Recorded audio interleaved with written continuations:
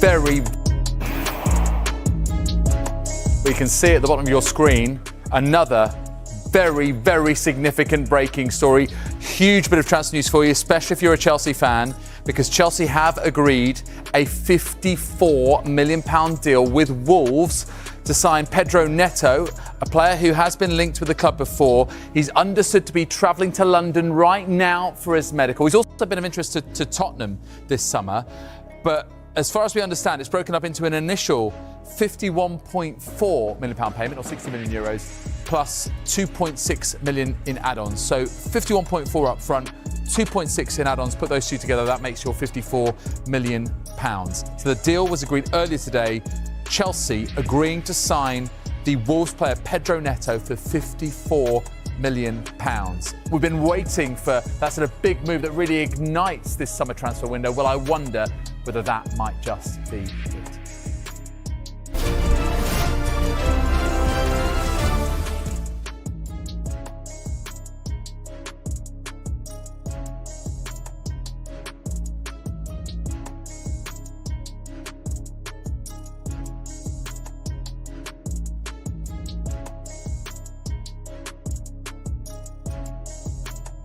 Big developments at West Ham this morning as well. They've agreed a deal with Nice for the signing of defender Jean-Claire Todibo. Am I doing too much? That was a bit much. Well, the deal is an initial loan with an option to buy for £34 million.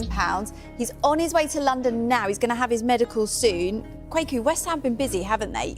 Is this the kind of player that they need? Most definitely, especially if Kurt Zouma exits West Ham and he leaves to go to Saudi Arabia.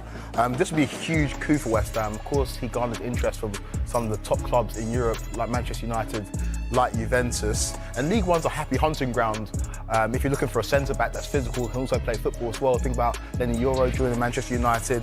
And he's the perfect age as well, 24 years old. He's fully grown into himself. He's got years of top-level experience under his belt. He was obviously highly coveted when he was at Toulouse as a youngster, hence the move to Barcelona in 2019. Didn't really work out for him there, but he found a home at Nice. And last season, he really flourished and became one of the best centre-backs in the world. He's completely different to Kurt Zouma, though, in terms of profile. He's a ball player, but also has that physicality as well. So if West Ham get this deal over the line, they deserve a lot of credit because it's a huge signing. Yeah, you two have been looking at West Ham's options, haven't you? Show us what you've got then. Well, yesterday, Pakistan won the gold, India came silver, and today me and Flex are getting along. Miracles happen, you know? If you watched the show yesterday, these two boys were not getting along. West Ham are in the market. They've had a really good window, which we are definitely going to talk about. But the centre-back options they've currently got, I really like them. Max Kilman obviously arrived this window, really technically advanced centre-back. Mavropanos also has been there for a little while. And Naif Aguerd, very unlucky with injuries. But if he's fit, you've got three very good centre-backs, and then you're throwing in your boy Todibo. You can just see what West Ham are trying to build for the future, really. I mean, new sporting director through the door, new manager through the door, brand new ideas, and you're looking at the types of players that they're starting to buy at the football club. It's massively exciting times.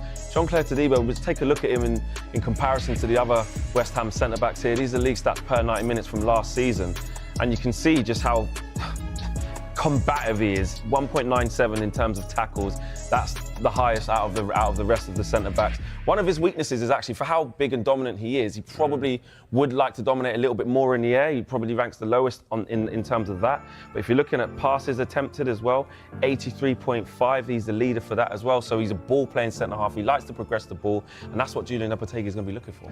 I think also when you look at the four profiles, they've essentially got four very different profiles. You've got Mavropanos at the end, who's the sort of dominant one. He wants to win duels. You can see from the numbers he's ahead of the other guys on tackles, apart from Todibo, actually. But then also aerial duel ones, he wants to get up there. Then you've got Naif Aguerd, who's sort of like a blend of all good things in a centre-back. He can play a little bit, he wants to play up in the back, he wants to play long diags. And then Max Kilman, who I think we were speaking about this, just sort of said, going from Wolves to West Ham's a really interesting move for him. It does feel like a bit of a career development. And then I think all three of those lead you to Todibo, who you spoke, I think, in the last window about United really wanted him being the perfect profile. And now they've got a plethora of centre-backs that they've got to choose from. And this is why West Ham fans, you guys watching at home, must just be so excited. I mean, look at the signings that have happened this summer. Okay, bringing in Wes Foderingham for some backup there. But the really exciting Luis Gomer from Palmeiras, Brazilian, exciting, front foot, young, really young. Max Kilman in from Wolves for a fairly big fee. You've got Somerville in there from Leeds, he's exciting. And Fulkrug up front, 27.5 million. You saw what he was on in the Euros and last year at Dortmund as well. Fantastic signing. And Mikel Antonio's had his problems with injuries, and West Ham have always quite struggled with that 9 position, haven't they? To really lock down somebody. They've had some failed loans, some failed long-term signings that just have not worked out. And yes, he's 30 plus, but at the end of the day, it's exciting times. And you add Jean-Claire Todibo into that, Rodriguez from Betis, great times. Nicholas Fulkrug, David Moyes must be fuming. That's the David Moyes signing right there. Do you think they've had the best window so far in the Premier League? Question about it, and there's no doubt about it either. I think West Ham have had the best window so far, and a lot of credit goes to Tim Stuyton, who's their technical director. He's travelling to London with Todibo. He convinced him to join over the last 24 hours. Of course, like I mentioned before, he's had a lot of interest from other top clubs in Europe. And if you look at Tim Stuyton's resume, he was the man that built the Leverkusen team that went on to win Bundesliga last season. Of course, he wasn't there to reap the rewards of it last year. He was at West Ham already. But it's a coup getting a man like that through the door. And you see why teams like Manchester United are trying to realign their structure in terms of the hierarchy when it comes to people who make footballing decisions, because those kind of people, technical advisors, directors of football, those are becoming more and more important in the modern game. And as a result of Tim Stuyton managing to get these deals over the line, West Ham got one of the most formidable teams. And this is going to be one of the first years in a long time West Ham haven't got European football. So think about that strength and depth, combined with the fact they haven't got the games in midweek. West Ham are going to be a force to be reckoned with this season.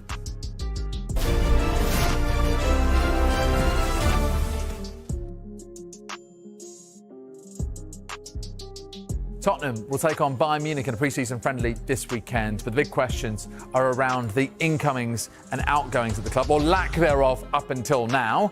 Let's cross live to Tottenham's training ground, where our reporter James Green has been speaking to Ange Postecoglou.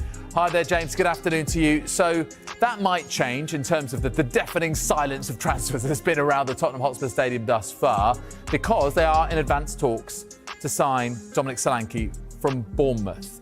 Did Ange Postecoglou address that in particular? Yeah, look, some Tottenham fans maybe getting a little bit impatient. They've signed a couple of 18-year-olds in Archie Gray and Lucas Bergvals. Both players may well feature within the first-team squad this season. Certainly looks that way from how pre-season has gone. But as regards Dominic Solanke, unsurprisingly, Ange Postecoglou steered away from talking specifically about the player. But he did reiterate a stance that he's been talking about all throughout pre-season, and that is that the attacking area of the pitch is an area that they want to bring in reinforcements. He said, analysing his squad, that's the area he sees as the thinnest. And you'd have to look back to a year ago when Harry Kane departed the club. They haven't really replaced that front forward number 9. Postecoglou said that you can't really replace the Harry Kane, a generational talent, but what they've had to do is search for somebody that fits the unique style that he wants his team to play. And if we kind of look at the way Dominic Solanke plays, he's a high-pressing forward. He scores goals now, certainly did so last season, 19 goals in his Premier League return. He's good in the air, he brings other players in, and he allows other players to run in behind. You kind of think that's a pretty solid and safe fit. But the Tottenham manager remained tight-lipped, but did say that with other clubs around them in the Premier League improving, they need to improve at a greater rate. And he expects some news maybe in the next few days. OK, we'll watch out for that. Did Ange Postecoglou elaborate on any players leaving the club, James? Again, like players incoming and outgoing, he didn't want to be dragged into specifics. Did talk about a few of the younger players, though, the likes of Alfie Devine, and whether there's room for them in the first team or whether they're going to be going out on loan. And he said that with the younger players, it will be down to an individual case and whether he can offer them first-team football, because what he doesn't want to do is stunt their growth. So he wants to give them the opportunity to play football. So there might be some movement on that front. But there are a couple of other fringe players, Sergei Reguilon, who spent half a season on loan at Man United and then Brentford last season. Talk of him potentially going to Barcelona. But the one today, this morning, that cropped up was Emerson Royal, and our colleagues in Italy have reported that AC Milan are closing in on a deal with Tottenham for the Brazilian right-back. But as regards specifics for Ange Postecoglou, when I asked him about this in his press conference, he said he doesn't want to fuel the speculation in order to prevent a meltdown.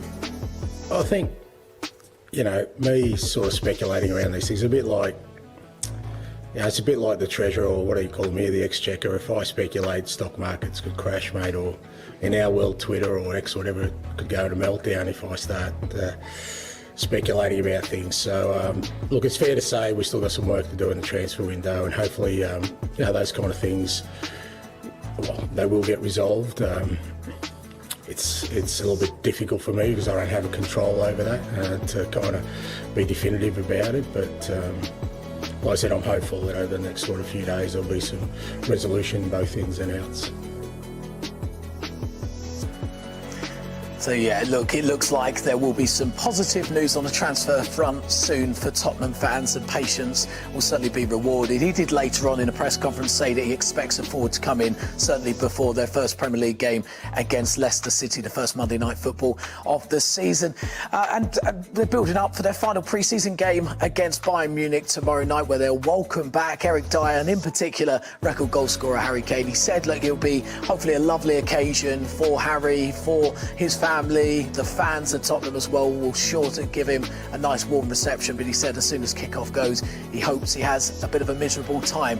But look, Ange Postecoglou is focusing on his squad now. He says they're in the right place, they're in a good place, much better than they were last season going into the new year. And as long as he can get his transfer business working right, then he thinks, he expects certainly that Tottenham will improve on their performances last season.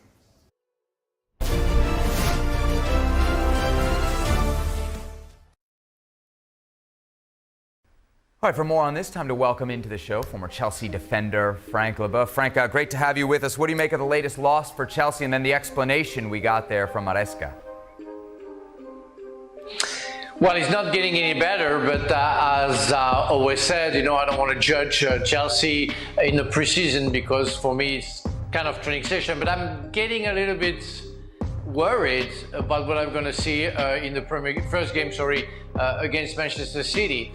I don't understand. I thought the question mark for the past 2 years was the fact that Chelsea didn't have any striker, couldn't score any goal. And it seems to be since Maresca signed up that the prime is, and for years, the defense.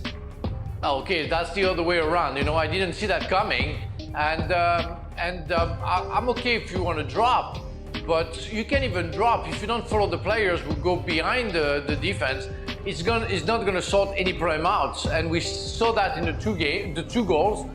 There are also another chance to score for Real Madrid before the first goal, and I was awful the way they couldn't get the ball out. Talking about the Chelsea players. So I don't think anything good coming out. Hopefully, Mr. Maresca will find a solution on that defensive aspect. And hopefully they're going to score many goals if they keep on defending that way. You called the game last night, Robbo. What did you see from Chelsea's defence? They were too high. They didn't read danger. If one centre-half gets beaten, the second centre-half should be round on the cover, and that wasn't the case.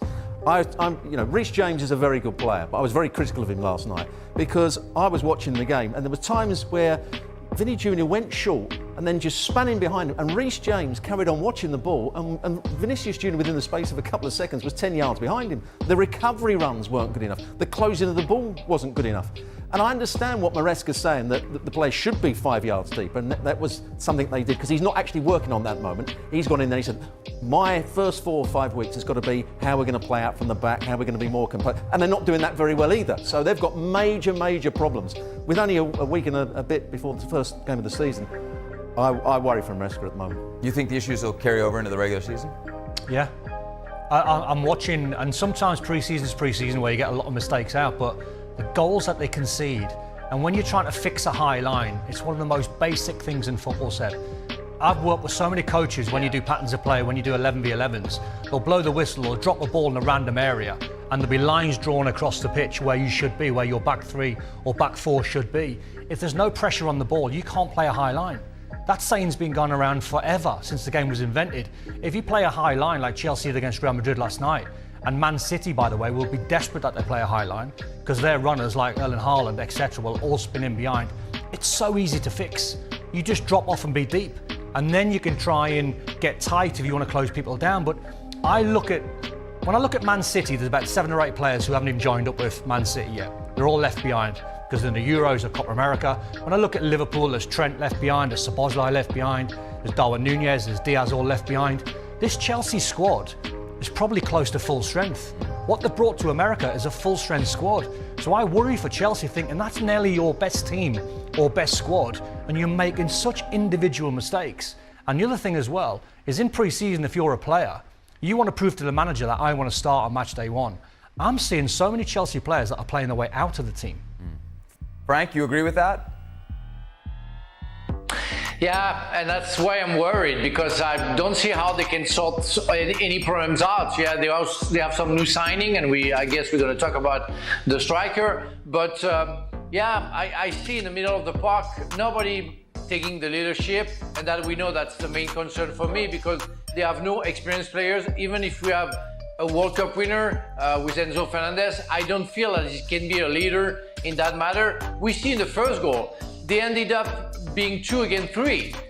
We don't know where the left winger was, and we don't cover it. Nobody covers each other. We don't know. Badiashile doesn't know what to do, so he drops and doesn't take care of the guy with the ball. We don't see Reece James where he has to go, in which position he has to stand. There is no intuition into their games. They don't talk to each other. They're far away from finding a chemistry, and that's why I feel concerned about the way they play, because that's not something you're going to resolve within 10 days. Since you mentioned it, Frank, let's talk about Samu, the player that they've signed, just 20 years old. Of course, on the books at Atleti, but spent last season on loan at Alaves. Looks like they're going to pay around 40 million euros to bring him over to England. Good time to bring Mario Suarez back into the conversation here. Mario, how good is this player that Chelsea are reportedly close to getting? Well, to be honest, he didn't even play one game for Atletico. From the economic point of view, it's an amazing operation for Atletico that they bought him just for 6 million, and they sold him 1 year for 40. But I think he looks like a little bit of Diego Costa when he was young, you know? Very strong, running for the space, scoring goals. Also in last season in Alaves, he was on loan. Very strong physically.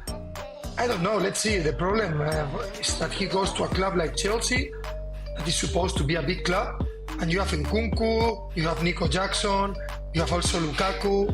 Let's see what happens with Napoli. So I don't know, as we were talking with Sorlo before, is he will be a starter every single game. I don't know. You know better than me, Chelsea, but I think he's a really good player with a brilliant future away. And that's why the fans from Atletico was not really happy with this movement. But let's see what he can give to Chelsea in the future.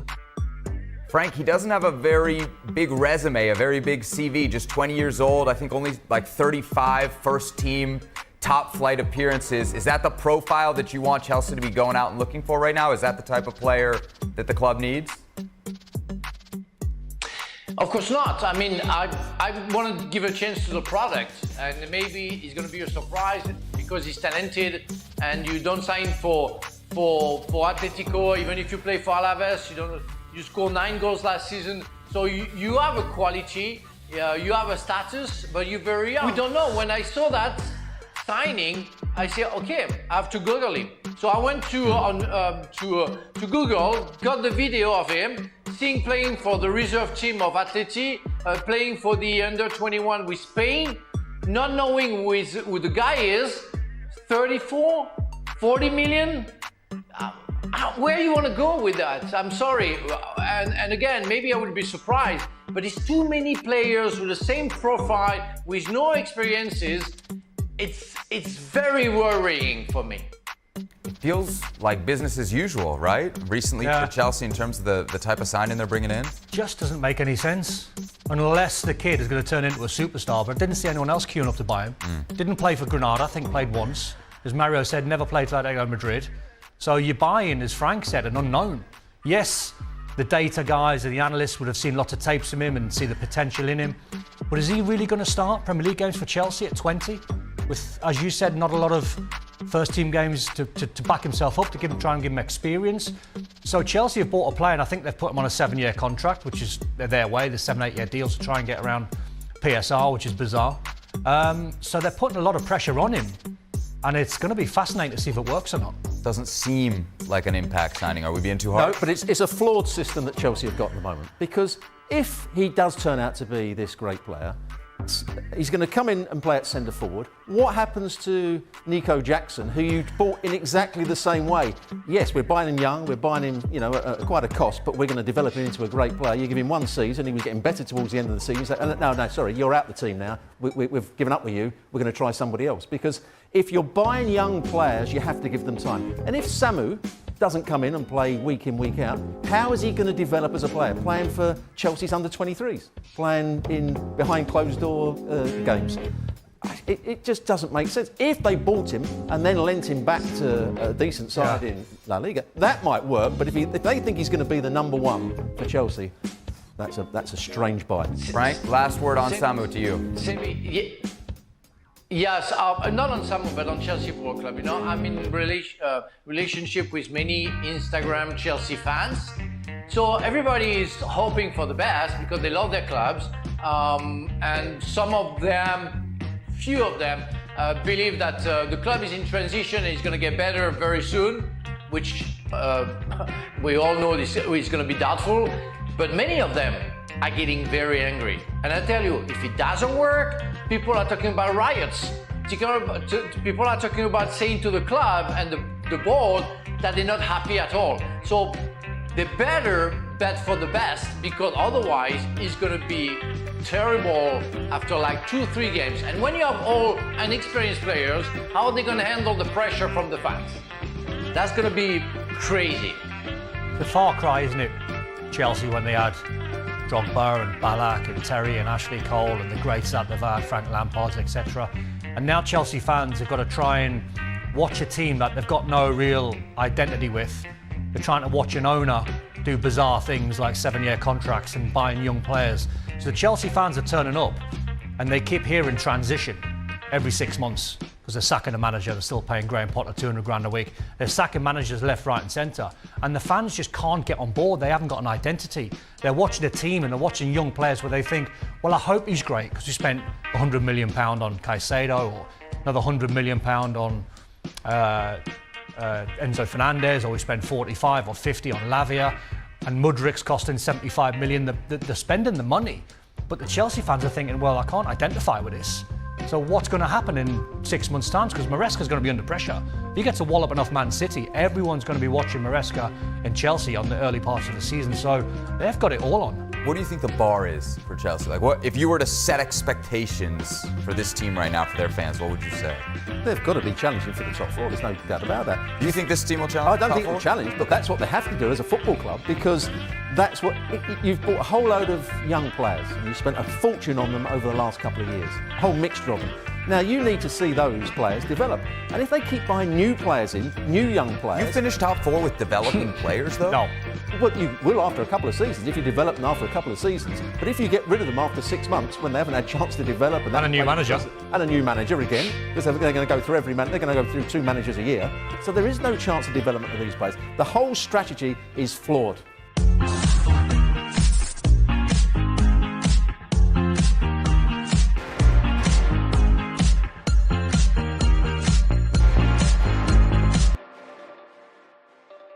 Start by welcoming into the show Mario Suarez, who of course began his career at Atletico Madrid, where he played most of his career as well. And of course, Mario, your former team in the headlines, having spent all this cash on Julian Alvarez. First off, what's your reaction to the move? How much better do you think this actually makes Atleti? Hello, everybody. Yeah, to be honest, I think it's a really good sign, because he's a young player that he already won the World Cup. He won in America, he won the Champions League with City. He can play in a lot of positions in front. He's a very versatile player, and with a lot of quality and goals. Last season he scored 19 goals, 13 assists. So I think it's a really, really good signing. Let's see in which position he will play, because Simeone, and also which formation will put Simeone. I don't think he's going to continue playing with 5 defenders. So at the moment, the Atletico fans are really happy with this signing, and they are very, very happy with Julian Alvarez. Let's see how he performed this season for Atletico. It's a big price tag. 75 million just to start, could go up to 95 million. How much do you rate the player? I think he's a very good player. Is he worth that much? No, I don't think he is. Whenever I've watched him play, you're impressed with his work rate and his versatility and what he offers the team. But I wouldn't say he's got one outstanding attribute. You can say, oh, he can go past people with ease, he's a great crosser of the ball, or he's a brilliant finisher. He's good at most things. I wouldn't say he's, at the moment, a top-class player. Despite him winning the World Cup, despite him winning the Champions League, that's why Man City are willing to let him go, because he's not at the very top of English football as a striker, or any world football as a striker. You've suggested before, Don, that he could have some regrets about leaving Manchester City. How much of a chance do you think this will be a flop for Julian Alvarez at Atleti? I think this move, Seb, is a one that's got lots of layers. It's not just the move for the player. So if you simplify it and you go, what does the player get out of this? He gets first-team football. He gets told by Simeone he's the main man. He gets told he's going to start every single week. So for a player's point of view, super important. The other layers are, I think, the price tag is heavy. Atletico Madrid, Man City have done unbelievably well, getting 95 million. Their problem is, who do they buy as a replacement? That's going to be tough.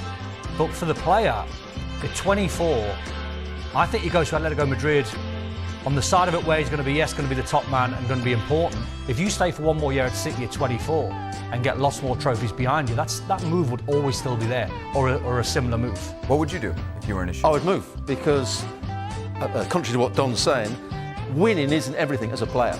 It might be the pinnacle. Yeah, I can say I'm a Champions League winner, I'm a World Cup winner. He played in the World Cup very well, but he didn't play that many games in the Champions League. He wasn't a major starter in the big games, and that's what he's moaned about. I didn't play enough in the big games. So when he's picking up a trophy, does he really feel as though he's been part of it at times? As a player, you want to feel part of it. You want to play nearly every week. You want to make sure you have an impact on this club. And at the moment, Alvarez didn't have the impact that he would have wanted on Manchester City's title chases and European successes.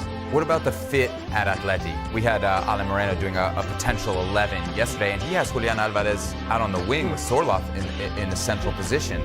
Are you spending close to 100 million euros on a guy who's going to be your winger? And I go back to what Don said, but he said he's guaranteed to start every week. They've told him he's going to start every week. I'm not sure he can be guaranteed to start. No player can be guaranteed to start.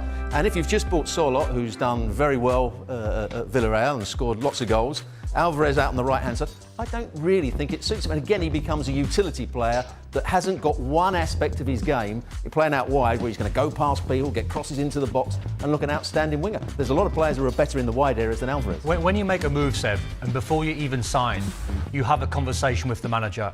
And the conversation is, where are you going to play me? And I would imagine that'll be as a number 9. He might end up playing a couple of games or a few games on the right-hand side, but I don't see it. So what do you think he's asked Sorloth to do? Well, he's got it all on. Yeah. He's had a decent start, scored a couple of goals today or yesterday it was, but I think Alvarez gets in the team before Sorloth, if you're asking me to pick a number 9. So I think when you have the conversation with Simeone, before you even sign, what's my role? You know, and Simeone tells you, right, you're going to be our number 9. You're going to be our lead man. Everything's going to be built around you.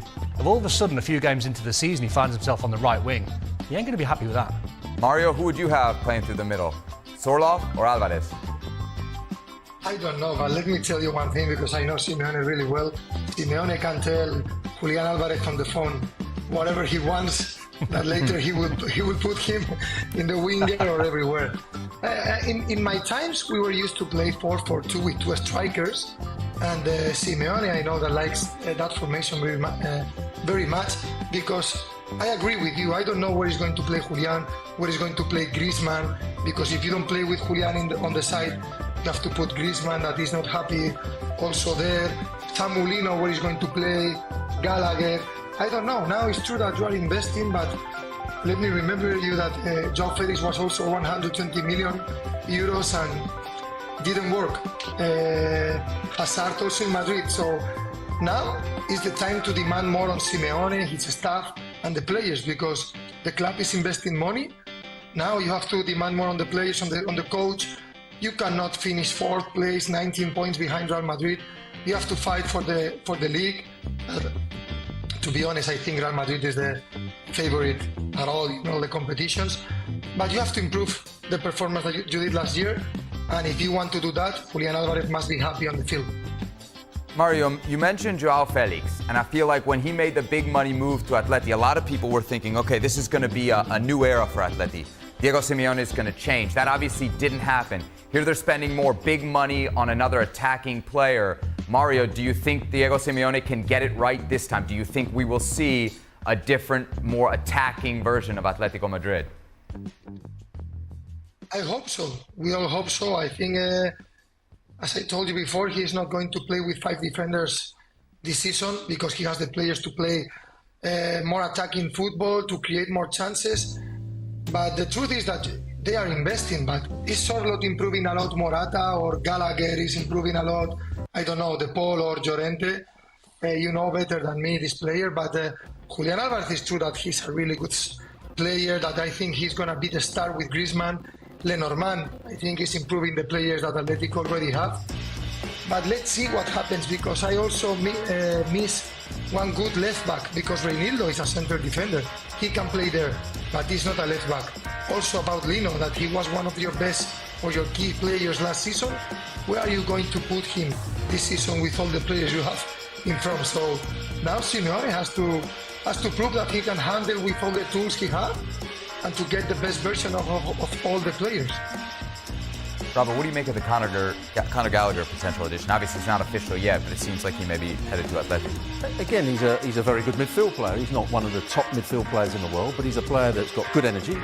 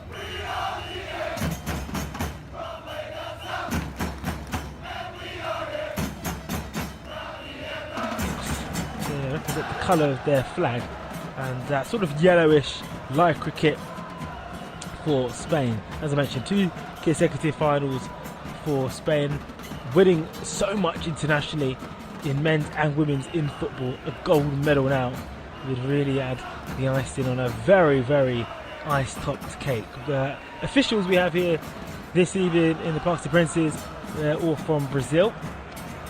And the referee just halted play and his play goal now. Isfisar Didic goes towards the back to Lupica. Bade goes long, looking now towards Lacazette. 25 yards away from the penalty area here. Lacazette is paraded by the midfielder for Spain. Mateta's in the middle, is screwed back cross, looking towards Elise. That was cleared away by Spain. Garcia was the player who did that. So on the right hand side to Auriez, then it's lost out to Kone. Good energy early on. Floats the ball to the left side to Truffett. Ball in from Chora. In the box goes Lacazette. Under pressure, Alazar Lacazette. Referee does not point for the Spani.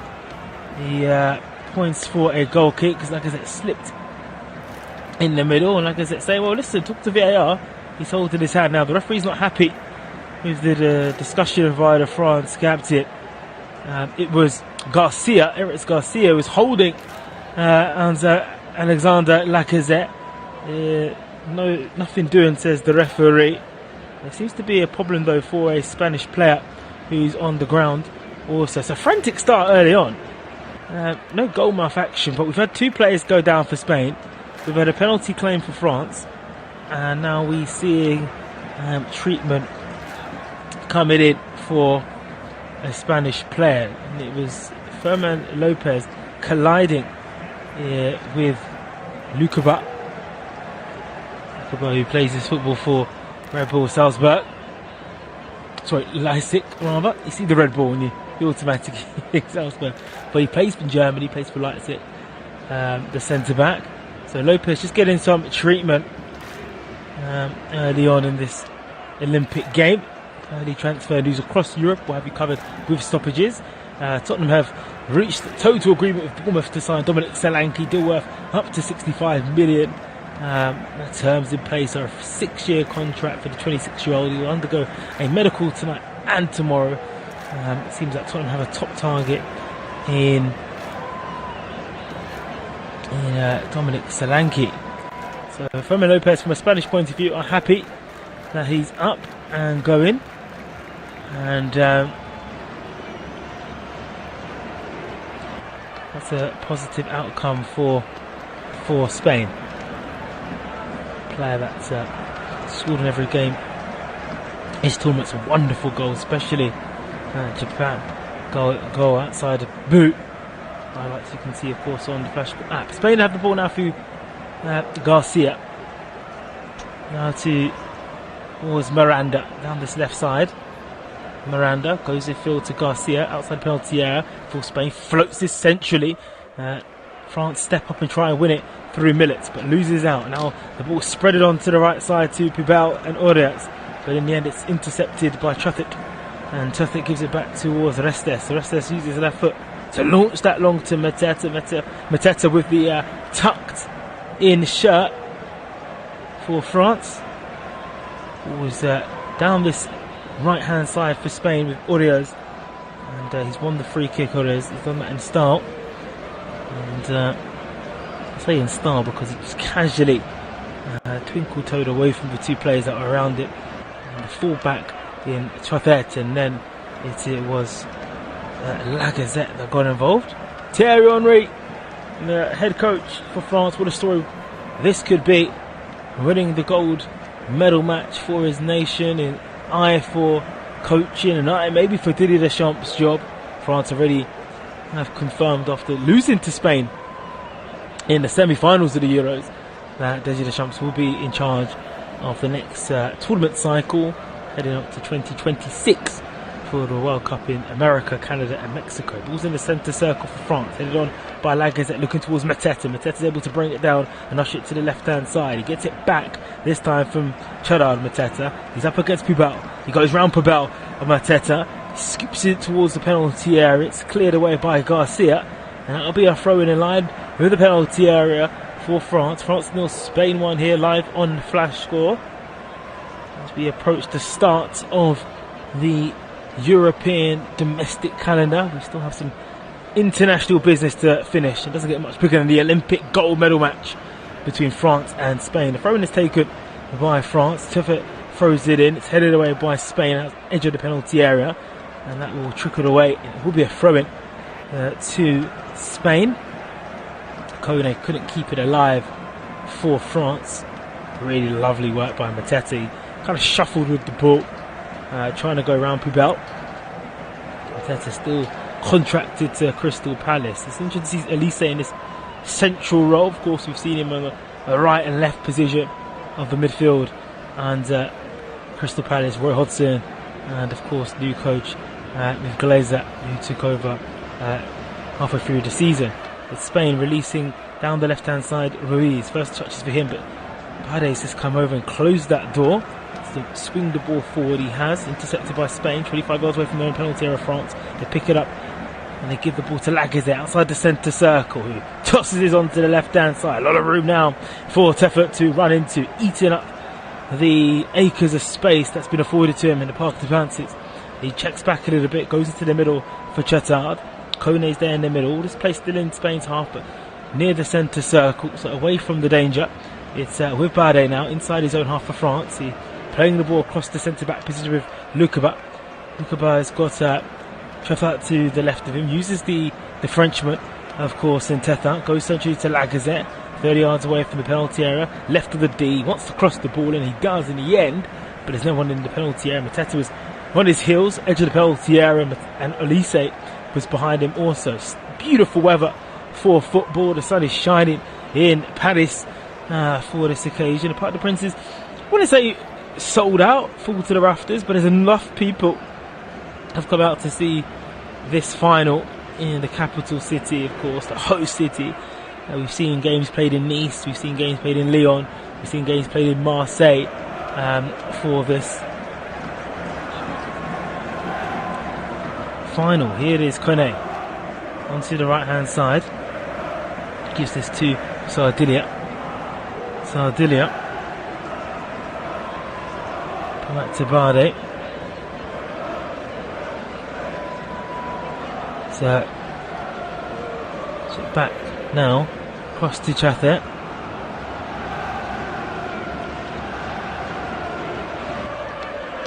This play being built up from the back from France. They move the ball quickly to Mateta. Mateta in the penalty area, intercepted by Spain.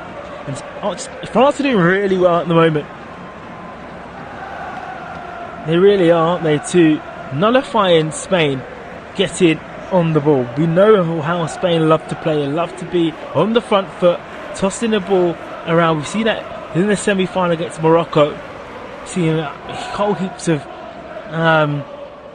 possession, but we're not seeing that in the early stages. The sun just kisses one section of the Parc des Princes where the ball is at the moment. With Spain down the back with Kubrasi outside the penalty area. The youngster who plays for Barcelona puts the ball into the middle now for Benoit. Benoit now swings it to the right hand side for Ariz. Ariz got Pubel to the right of him. The flag's actually gone up. It looks like Ariz was offside. It's not good at all for Spain. The whole line there. It's really nice ball in the middle for Benoit. Moving that to the right hand side, and the referee's having a conversation with Pubel. Yeah, it did look quite confusing if that was a or not.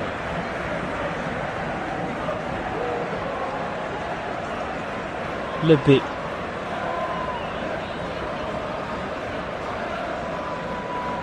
Maybe he's tossing it to Elise. Elise back heeling towards Millet. Moving now to Gerard. On the left hand side, it goes to once again Trafford. Trafford now has got Mateta in the penalty area. Step over two. Tries to play the 1-2. It's intercepted. His Millet there was getting involved.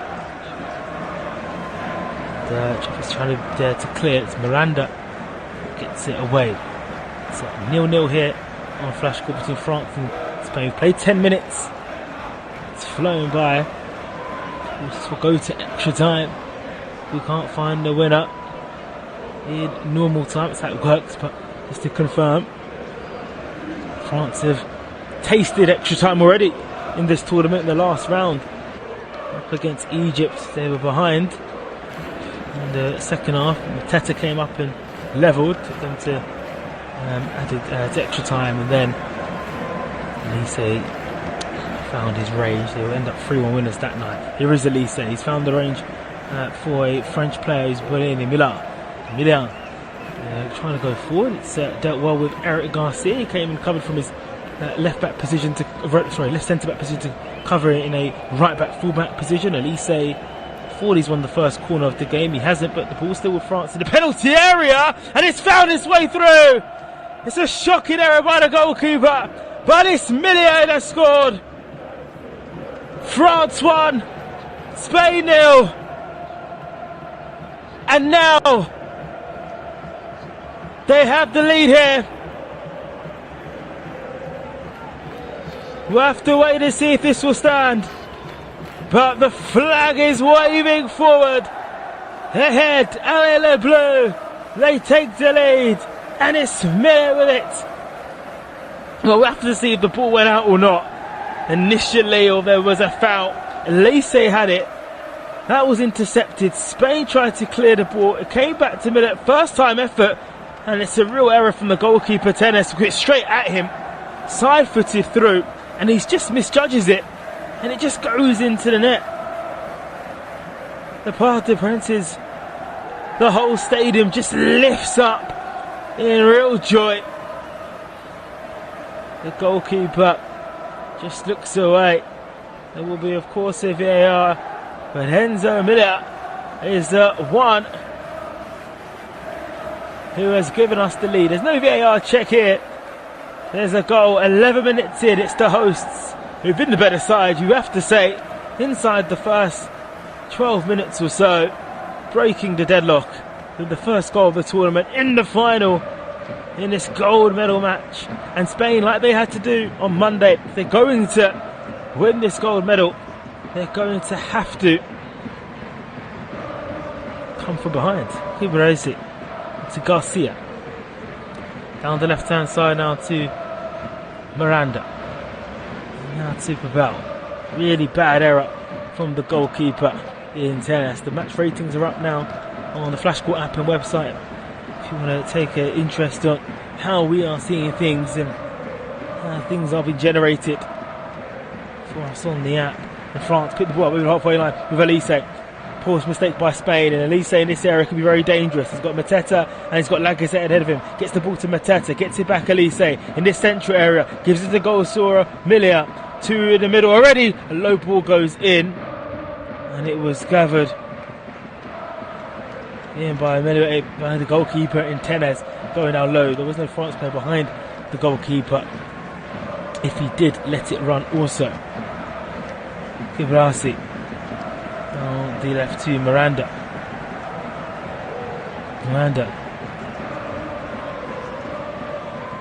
It's swung into the right to Pavel for Spain in this full-back position. Into the middle to Lopez. Fermin Lopez. Still a lot of time for Spain to go back into this game, but you want Lopez, you want Gomez, you want Orez on the ball. Something that's been lacking throughout, and Ruiz as well. Get your attacking players moving and contributing high up the field. And that's what Spain are trying to do here with Ruiz. He's floated the ball to Miranda, but the ball's gone out of play. Overcooked that one. The Spain captain, and he was comfortable for Lubeka to come back and gather the ball. Thierry Henry's side have the advantage. They are going for goal, kind of just hitting it on target, and just slipped through the hands of the goalkeeper, and Spain are behind. That's the tale of this game so far, as the ball goes long for France. One on by Mateta. Lacazette lurking to try and find any sort of scraps, but Spain hold solid, but the possession is still with France. This time on the right hand side in a full-back position with Sardilia giving the ball back to Spain though. Here it is, Miranda to Kabasi. Back to Miranda. France 1, Spain 0. 15 gone in this gold medal match, live on Flashscore here on the cusp of the start of the domestic season. We're seeing more pre-season games coming your way. Audio commentary is Tottenham Hotspur versus Bayern Munich. Of course, the Community Shield in England, with Manchester Derby, the champions of England, and Manchester City taking on the FA Cup winners, Manchester United. Of course, Manchester United beat City in the FA Cup finals to set that one up for tomorrow. You can listen to that on Flash Scores. The ball goes long once again to Mateta. Oh, he's playing beautifully in this tournament, isn't he? Jean-Philippe Mateta making that form, bringing that form from Crystal Palace to back in the season to this tournament. But on that occasion, he's just lost the physical battle. It's with Spain over the halfway line now with Miranda. He checks back into his own half to Kabasi. Kabasi has got much options. There's Crystal Palace on my because Mateta. There's 6 French players in between Cabranci, the centre-back, and Lopez and Ruiz and Gomez. It's insane. It's something that needs to change if you are the coach for Spain. You need to get players closer to the ball. At the moment, France's spaces are perfect. It's hard for Spain to break France down. They have the goal, they have the ascendancy, they have the confidence. But since they've taken the lead, France, they have conceded a bit of possession. That will frustrate Thierry Henry. But it's what you do with that possession that matters, of course, in football. Miranda for Spain gives the ball to Cabranci in that left-back position. Still with Miranda, tugging the touchline now, just in front of Thierry Henry, who's pointing out some orders. The French head coach gives it back to Cabranci, just lays it off now to Miranda. Barros has come now, the number 6, the central midfielder, to come play in that left-back position. So that's what's happening. You're getting Barrios and Biana tucking in either side of the centre-back's position, and you're not getting in the midfield, but they're able to sweep the ball to the right-hand side of Ozis. Ozos give it back to Pubel. Bit of time now for Benoit. He's to the middle to Ferran Lopez! The first time they got a sniff. Spain score and punish France. Final is well and truly on in the France capital of Paris. It's France 1, Spain 1, game on. What a fantastic move this was from Spain. Beautiful football. Ferran Lopez, a man that knows the route to goal in this Olympics. The Barca man, the Euro 2024 winner, has found the route to goal in the Olympic gold medal final. It's not the best of finishes either. He's got a bit of space in the middle, in between the centre-back. He scuffs the finish, kicking into the ground, but he's in between Rebecca, he's in between Bade, so he's able to tuck it past Restas. Lovely ball by Benoit. Benoit finds the ball from Pubel. In the middle, all alone is Lopez, a scruffy finish, but it does enough to trickle into the bottom corner and to put Spain level in this match. Ferran Lopez firing his side level, his nation level. It's France 1, Spain 1, and Spain find a way back into this game with their first attempt on goal. Well, kind of sums it all up, what kind of game we're in for. Less than 20 minutes in, we've seen 2 goals. There is a VAR check, of course. There is always a VAR check. So before I just sum up the situation we're in here, I think it has stood, and it's 1-1 for sure. Well, game on, 19 minutes on the clock. France 1, Spain 1. This is the flash score, men's football gold medal match from Paris. And the hosts have been pegged back through Ferran Lopez. An excellent goal. First time France given the space to like Sabero and Gomez and Pubel. And more importantly, giving Lopez that room in the penalty area. Not his finest finish at all. Not his finest finish at all, but was able to kick the ball into the ground. It was enough. Goalkeeper maybe will look back at that and feel he could have it better, but it was right in the corner. His eyes lit up. He was able there. And Enzo Millar's goal has been cancelled out. And Anwar Tenas will be happy that his goalkeeping error won't be too much of a detriment. And won't come to bite Spain on the backside. Here is France though going again. I did mention just before the goal they had conceded possession a little bit to Spain. Maybe just get back on the ball. Here is Elise. Now checking the ball towards Miller. Elise. His left boot. Lays back to Rebecca. That's what you want. You want goals in the final, just to open things up, the nerves to disappear, to make it an entertaining affair to the neutral. And 2 of these heavyweights have struck. Like I said, kept in for a corner. He has released down the right-hand channel. And approaching the byline, it just hit the knee of the Spanish defender. It's Elise now to take this left-footed corner. It doesn't beat the first man, but what it does do does produce a clearance from Abel Ruiz, the number 9. So it will be a corner kick again for France. Second of the game for either side, second for France as well. We've had both of the corners. For this to be taken. Now the near post.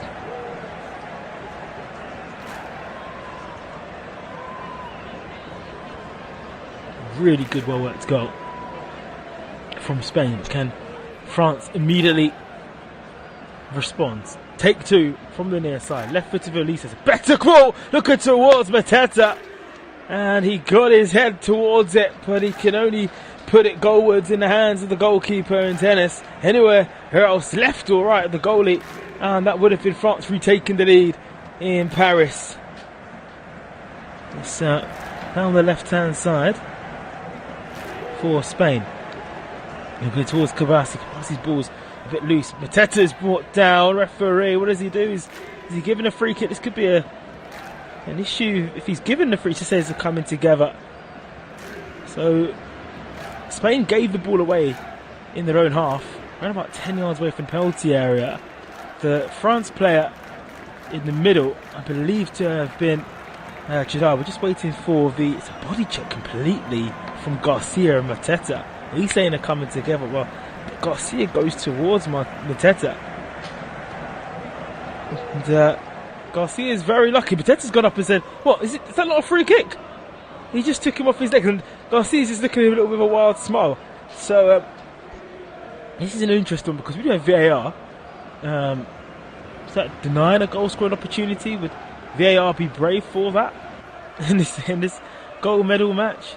So the ball is at the moment with the referee, who's in the end decided it will just be a drop goal, and the ball will be back with Spain. He's been awarded to kick it down.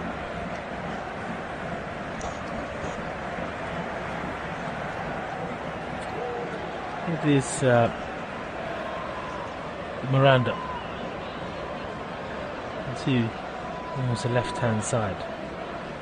Nice little chest down, that is. Down for Pibal.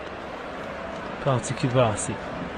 Oh, lovely room. Now this for Benoit. When Benoit gets on the ball, Spain, when they get behind that midfield four, that six plays I was talking about where France were blocking, there's a lot of options for Ruiz and Lopez and Gomez and Ruiz to really start their stuff. We're halfway through the first half, but I don't think what we want this game to stop. It's just played with a real pace you don't see in finals. For the final, traditionally slow pace, nervy affair. Both sides going for it. Maybe they know they've got the silver in the bag to take home. Of course, they're both wanting to get that gold medal. Spain looking to avenge that defeat from Tokyo 3 years ago in 2021, Euro Tokyo 2020, of course, and France looking to win on home soil. It's with Spain inside their own half, going to the middle now to Benoit.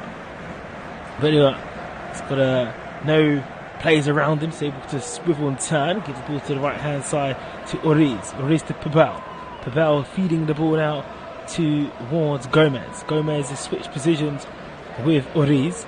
Now on the left hand side it goes to Kabasi. Kabasi swings this to Miranda. Bit of room now for Miranda. At least he comes to try and halt proceedings, does that well. Spain now finding their range. Goes back to Miranda. First touch good. Second really good. Puts it to the middle. What a save, but it's not enough for Spain to retake the lead. And guess who? Fermin Lopez. I say retake, but to put themselves in front inside this final. And Spain leads by 2-1 in the Parc Presences. What a move that is again from Spain. Kabasi floated the ball to Miranda. Really good first touch. His second is to drill it down and low. Ruiz is there to put it goalwards to tennis. He pushes it out and then it's tapped home by the man of the hour. Arguably the man of the tournament. And it's Fermin Lopez who taps home. Initially it's a really good save from tennis.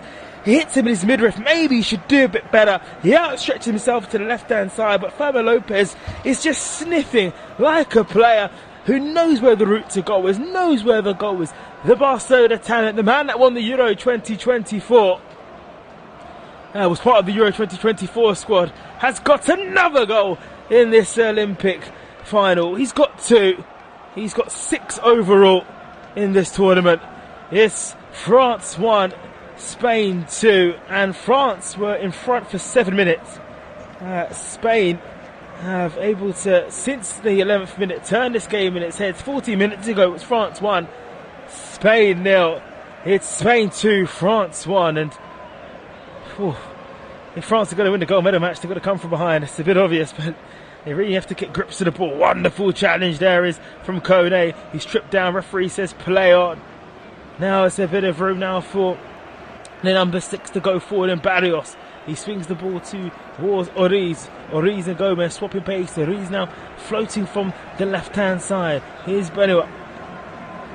Benoit into towards Cabaresi. Cabaresi swinging ball to the middle. Lovely triangle football. Here's Miranda. And this is where Spain are in their element here. Spain goes to Milton Ruiz. Brought down referee. Does give the free kick to Spain. Edge of the... Oh, does he give it? No, does he give the foul?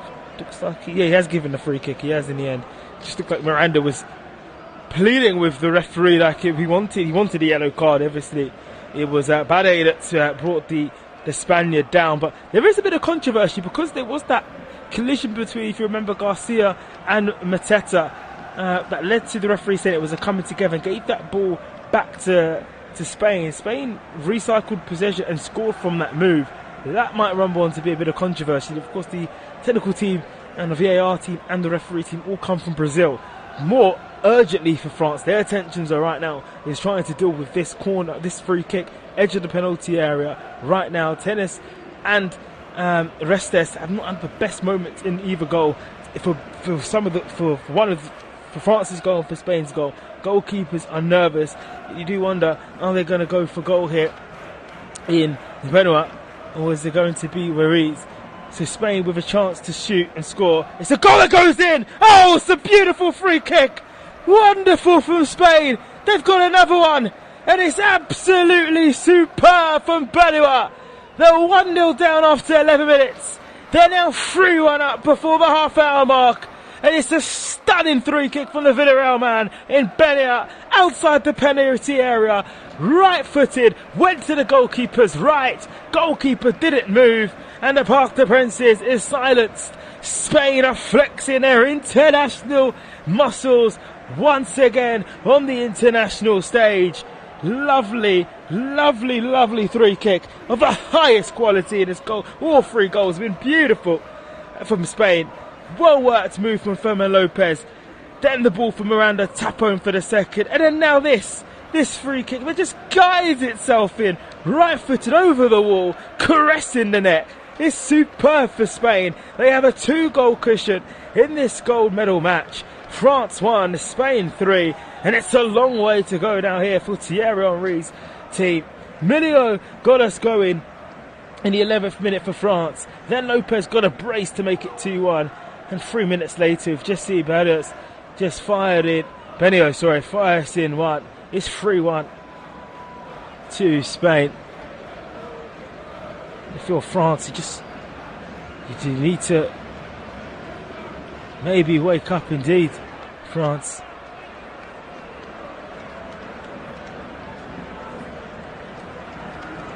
That's going to be a corner. I mean, moments ago, Spain hadn't even had a corner.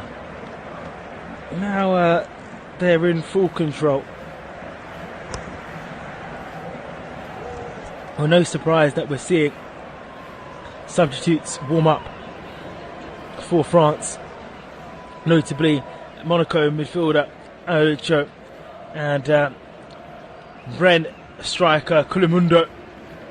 He's linked to a move away from Rennes. Obviously does the duos there also. Number 11, he's not being told to warm up yet. Half an hour gone in this game in the Parc des Princes. France 1, Spain 3. They've come from behind to give themselves a cushion in this final. Are they going to take all the spoils in all the big honours? Spain winning Euro 2024 and winning the gold medal.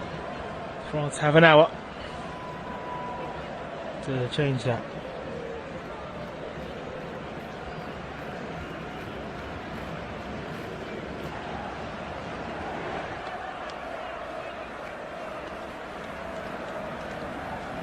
So down with Miranda. Miranda hooking that to the right side to Bibel for Spain. It's met by Chotard. And do you think the France midfield has been vacated and Spain have been able to bypass that? The beginning of the game found it a real struggle to accelerate through the middle. But what they've done, they said, okay, listen, give the ball to Kibasi, use the fullbacks, use Pabel on that right hand side, use Miranda on that left hand side, and get that ball down. and start getting Lopez and Ruiz and Gomez and Ruiz on the ball. They've done that. And the zip and the accuracy and the pace and how they're passing the ball. I mean, the free kick they conceded, France, is because of the way they constructed that move, Spain. And they have a free kick in their own half, Spain, just edge of it. Miranda's been brought down there by Milia.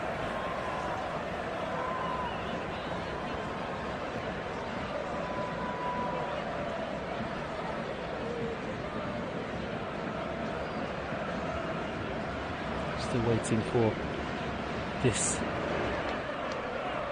free kick to be taken. It's taken short.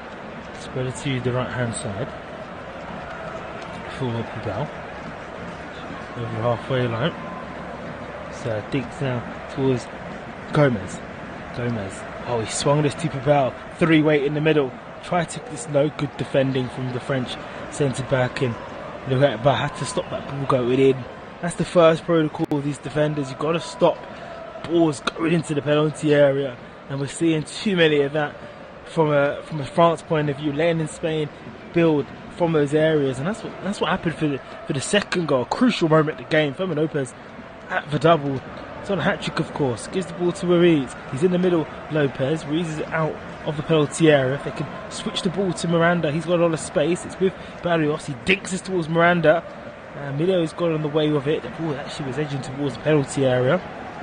Spain with it, still outside the penalty. France's danger area. It's all the way back now through Beno. Alex Beno. He's got Alex B on his back. Player that scored a wonderful free kick in this Olympic final.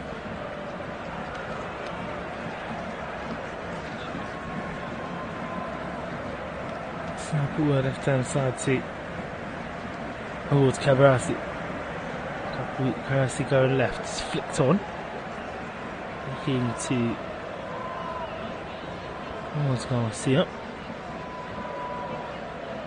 Prophet. Now to Bere. Bere onto the right now to Millet. Yeah. Back to Sardinia.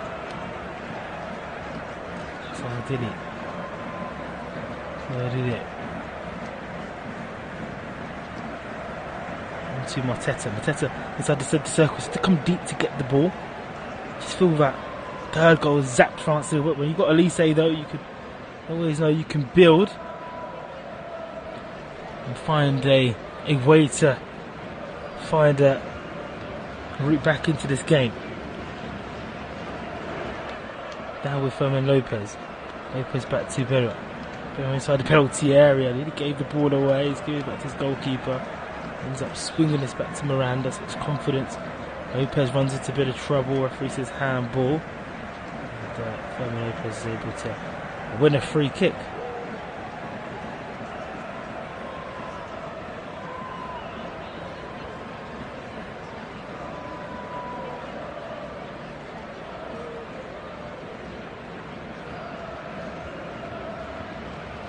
Still we wait.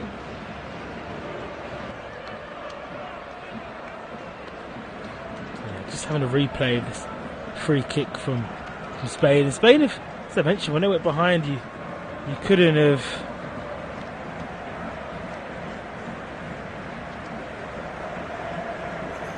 really anticipated them coming so back so quickly. It took them a while against Morocco on Monday. The stakes are high. They're in a final, but they still found a way to continue.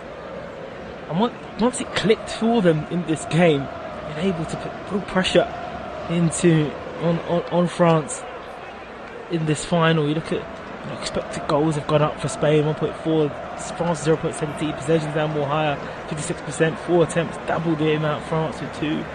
Shots on target, 4 for Spain, 2 for France. Nothing off target for both, more free kicks. So if they haven't got at the moment it's corners, but the expected goal so high, the ball possession so high at the moment. We have a yellow card that will be given to is that a Frenchman? If it's Lacazette, he's been asking for a yellow card since the game began. But so it's Mano Kone that has been given a yellow.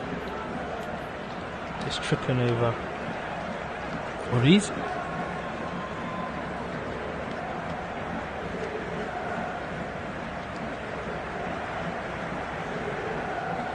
Keep getting some treatment.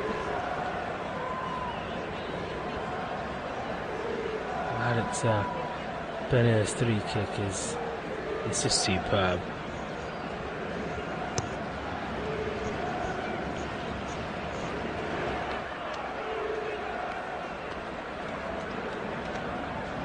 Getting some treatment, of course. Just reminded the commentaries coming your way. All the commentaries on Flash Score, the Community Shield tomorrow from Wembley. Manchester City taking on Manchester United, the current race of the English domestic season. Of course, keep up with all the EFL football that's taken over, starting from now to all the way until May. League 1, Championship, League 2 action. Follow that on Flash Score.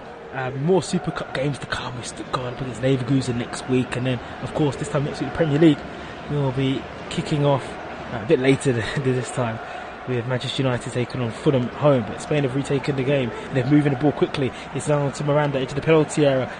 The cross was bizarre, it went behind everybody and it was inaccurate.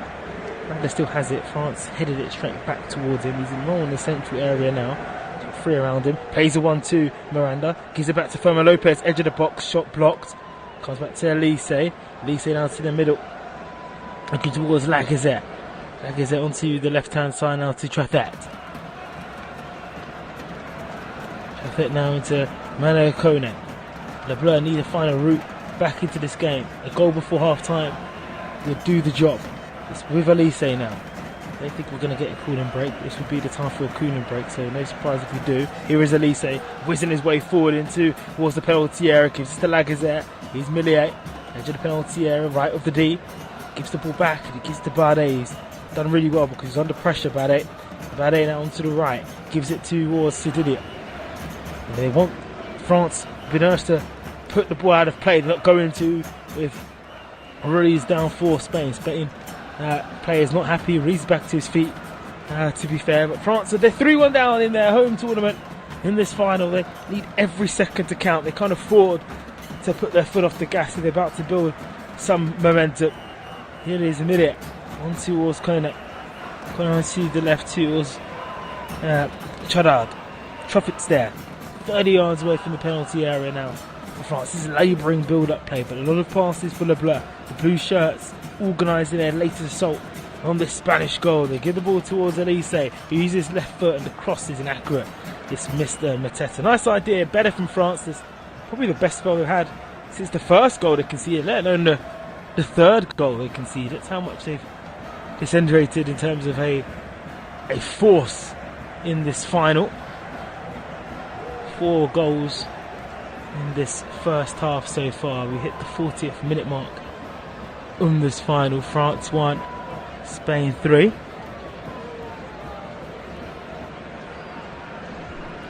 Now to Brasi. Now to Miranda. Oriz is there inside his own half. They're trying to escape the blue shirts as they ascend into France's territory. It's stayed towards Benoit. And it's gone to the far side, looking towards Pubel. Pubel into the centre, looking to Barrios. Barrios swings this to the middle. This is where Lopez has a lot of room. They're in behind the France's midfield. 25 yards, he's going longer. Gives the ball now to the right, to Oriz on his right foot. Shot blocked. We'll come back to Miranda. Wants to swing on his left foot. The shot was taken by Oriz on his right. Back to Miranda. He's going goal side here. Number 4 on its way, but it's saved by the goalkeeper, Restas. But it's given it away. Edge of the box by Lacazette. He's just got to get away with the ball. Lacazette finds Kone. Kone now onto the left side to Mateta. France looking to spin a breakaway. A real heavy challenge here, coming on that far side. What will the referee do here? This doesn't look good. It's Eric Garcia with Mateta. Edge of just outside the halfway line. It's a scissor action, and it's going to be a yellow card. You'd hope so anyway. But just getting a replay for Miranda breaking through to the penalty area, and it was Restes using his left boot to clear it away. Garcia wasn't booked for that challenge, by the way.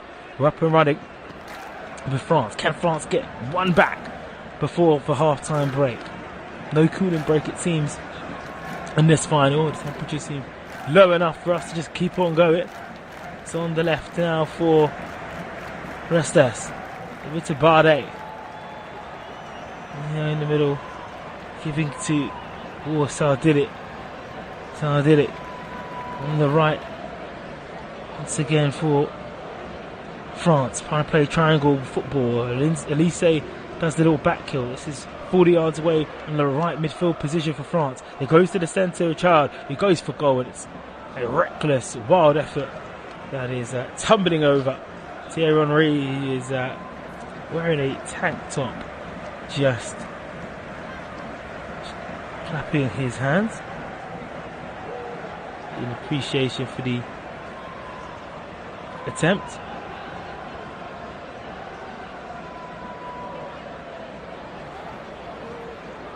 With Spain, with Benua steaming down the left side. Oh, he puts the ball outside the boot. That's intercepted by France. The referee says nothing to do with this handball. Oh, Elise says let this run. This will be controversial for France to lead. If this leads to a goal for France, he skips past two. Elise, one of them is Miranda. Fleets the ball to the right hand side to Millier. He got the first goal of the evening. France 1, Spain 3 in this Olympic gold medal match live here on Flash Score. Plays just stopped, not because of the referee, but just the way they decided not to move the ball on that right hand side. Spain just in control. Back with Beret. A bit of room now for Gomez.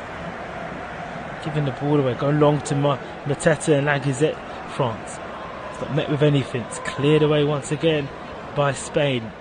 Desperately. I think it goes without saying, but I'll say it anyway. The next goal in this game has to be scored by France if they are going to have any chance of winning the gold medal here. They can't afford to go 3 goals behind. It would kill the game off, you'd feel, with Spain just showing so much promise going forward. Spain winning the ball from Lacazette. The captain's battling for France. Battles well. 25 yards away from the ball. Does he win a free kick? He does. Good, excellent tenacity from Lacazette and Millet. Losing possession, but trying to regain possession. By doing so, the process winning a free kick for their side. It's an opportunity for them to swing the ball into the penalty area.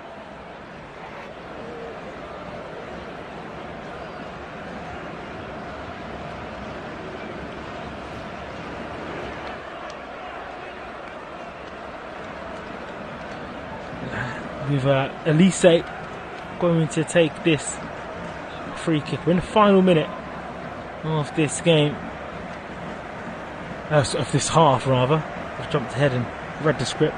Here's Elise going towards the far post, headed away by Spain. It's a ball with Oriz does he get a free kick from Kone? The referee says nothing doing. He kind of stops and he believes he's going to get the free kick. Oriz have to play it to the whistle. It's the ultimate rule. One of the ultimate rules of football.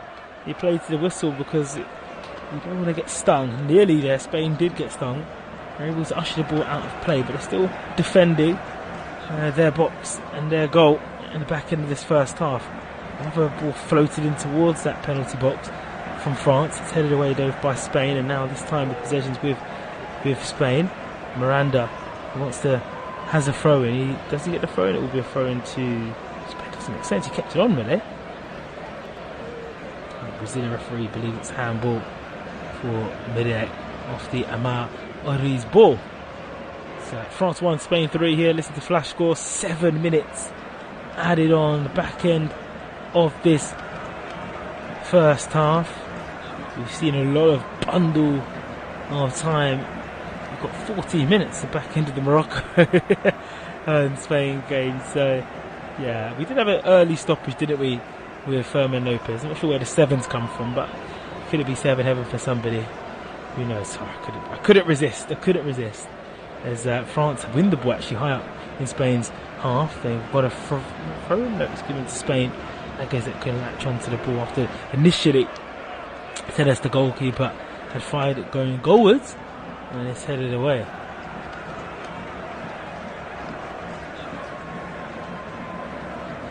To the far side. Now looking towards Ariz. Bardet. Bardet onto the right hand side for France. Dili now onto towards Millet. Millet onto towards Tardili. Oh, nice ball from Kone to Lacazette. There's been a chance here for Millet. There's three-way in the middle. He's got to lift the ball. The angle to the ground is gone. He's lifted to the far side. No one's there. Spain headed it away. Falls towards Lacazette. It's won well by Elise. So many central areas. Here's Kone. Doesn't stick Mateta. Charles there trying to tee up to Mateta. Wonderful save from the goalkeeper. Oh, he might have made the mistake for France's goal, but he's definitely made a turn there because France were brewing for a second. Deflection fell kindly towards Mateta. Lovely move, lovely football in this final. Low cross, deflected by Pubel, headed by Mateta and crawled out by Tennis. Let's see what they could do from this corner, France. It goes all the way through. It could, Lacazette on the goal line couldn't insert it to goal. Comes back to Elise, trying to hit the bottom corner, headed away. Frantic stuff from Spain, but they survive and they still retain their 2-goal advantage. Chadard puts the ball back in off that left-hand side. Spain headed out again. 3-1. It remains. Kone floats to the far side. Mateta's going for the bicycle kick. Referee says get up, no penalty, because he was pushed away. Doesn't connect with the acrobatic effort.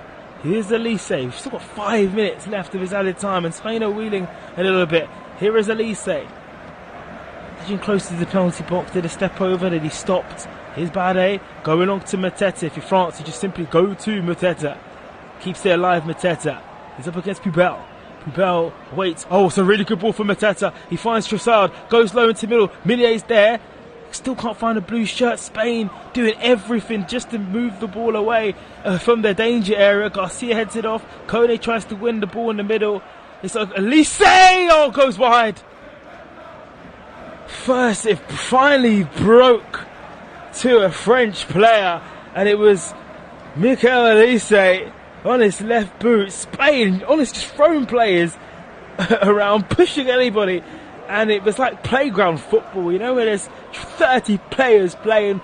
Half of them are shooting at one end, the others shooting at the other, and there's an airflow to bubbling, and someone who finds a bit of space, shooting at the goal that is nearest to where the ball is, swings a leg at it. That's what Elise has just done here, inside the penalty area, flung his left boot, and it just went wide. The goalkeeper rooted to the spot, and I have to say, amongst that all action, a wonderful save from Tenas from that Mateta header. It so easily could have been 3-2, and France, I'd be gutted that they've started to play and bring the intensity and put the pressure on Spain with the back end of this first half. They'll need to continue that right at the start of the second period if they're going to be able to stake a claim to getting the gold medal match. It's Spain's to lose as it stands. They lead by 3-1, and we have less than 3 minutes of the 7 that's added on here in this game. It's swung to the left hand side to Miranda over the halfway line, like a brute for him. He goes forward looking towards Pubel. Nice back foot towards Oriz, who swings this to the right hand side. As I mentioned, France can't afford to concede a goal, and Spain, when they bypass France's midfield, the gaps that open up for Spain, it makes even my eyes, open wide. I'm neutral. I'm right down the middle, but you can see how exciting the Spanish players get. They can see the spaces opening up. There's another yellow card that's been opened there. I think it's to Bardet. Like Bardet has been booked, and so has Kone in this game. I do wonder if the changes are going to come in for France in the second half. Still got Cherki, plays for Lyon, of course. Lucci's been warming up. You got Koulibaly. You got Dua, who's of course from Rennes. He's the youngster there. For Spain, Gutierrez, Sanchez, and Torrentes all on the bench. Gutierrez got the goal. Sanchez got the goal that sent Spain through over Morocco on Monday. France 1, Spain 3. We're getting a replay from that wonderful save from the goalkeeper, which was celebrated superbly by all his teammates because he made the error, of course, early in the game. But they might have celebrated that even so, even if he didn't make the error for the Millet goal, because it was a stunning strike for Mateta. I say a strike, but a good power in the header. It looked goal bound. It looked like it was going to be 3-2. It was denied, and Spain still have that cushion in this game. as we head into the half-time break. It's now down on the left-hand side for Bade, who's moved the ball now to the opposite side, but he's doing it all along. Does fall to does Mateta get in between? It should be a throw in to France. Spain get the throw in. Mateta couldn't handle the ball. The Brazilian referee tells him to get up. Yeah, it's a really good challenge from Kobayashi. He goes really strong with Mateta. Mateta wins the ball and it goes out of play. So that's done well. So waiting for Miranda to take this throw in. 10 seconds away from the 7th being done. And Spain are pushing on for another one, but that ball's gone out of play. The referee will look at his whistle. If you just added a bit more time on. It's thrown out by Sidilia. And towards Tufan. France has not been able to continue that kind of assault on the goal we saw moments ago, earlier in the 7 minutes in added time. But that is the half-time whistle in Paris, and what a first.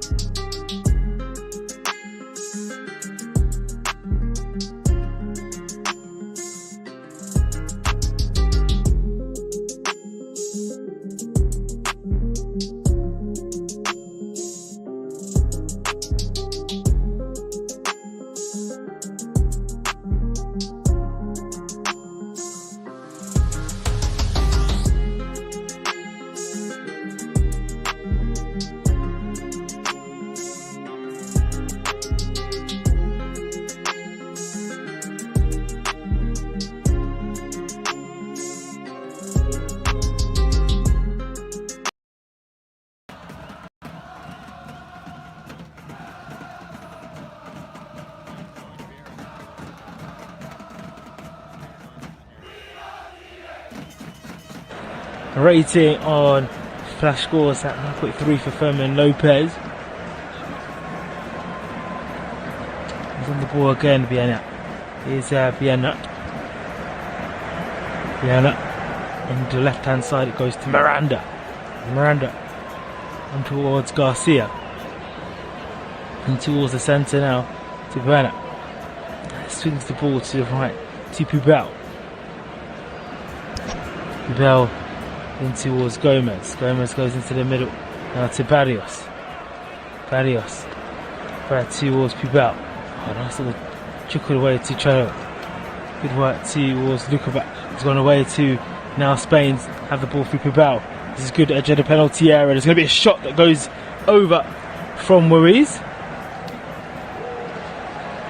It was a nice build-up play from Spain once again, with Bade and Lukovac trying to close the Spanish captain's shot from going forwards, and it ended up going over. Next goal, so critical, the defining goal in this game, you'd imagine, for sure. Spain get a fourth, and that would push the game away from France. If France get another one, it would set us up to a really thrilling final. It's been thrilling at times. The goals have taken our breath away. France have had 50 minutes under their coach Thierry Henry, and they've come out very chirpy indeed. Down the right hand side through Milot, who has the white boots at the moment. Not uses his left foot to swing this away to Tafat. Tafat loves to whip that ball in on his left foot. He goes in field this time, looking towards Gerard. Back to Jeffert here, three-way in the middle. It's a really good ball looking towards Elise. He went up. Mateta was there behind. It was cleared away. And it is an opportunity for Lukovac to cut in and stretch the play for France. He sliced that going to the right hand side, and it's easy for Spain just to head it down through Garcia to his goalkeeper in Telas and goal. So it's France 1, Spain 3 here. Played a couple minutes of the second period. Telas rolls the ball out, gives the ball on the far side to Miranda. Nice little first touch. Here's Lopez. And Oriz to the left of him. It's now with Oriz again. He's playing off the left, even though he's starting on the right. It's a move that's worked well for Spain. They've swung this now towards Sergio Gomez. Gomez, of course, he used to play for Manchester City. He's now playing Real Sociedad. It's a ball that's tossed into the centre. Where's the French defenders gone here? Spain, when they ascend forward, Lopez had a chance to put a shot on target. He's wandered his opportunity and hammered it over the bar. That was an opportunity for his hat-trick, Fermin Lopez, and to put the game to bed. But France they just cannot let Spain switch that play and go forward. It just can't happen. Moves to Rebecca into Trothet. Swinging that ball into the middle to Elise. Elise going down the left. Is that kept on by Gerard? Assistant referee has decided that unfortunately the France centre back has moved that, and the changes have come on now for France. No surprise there that we're seeing Kulamunda, the Rennes striker, go forward.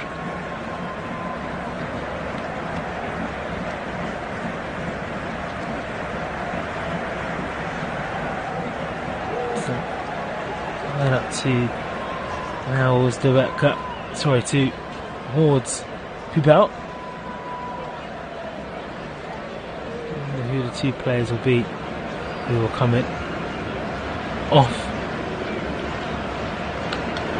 Now it's with Bade. Bade onto the right hand side to Sardini.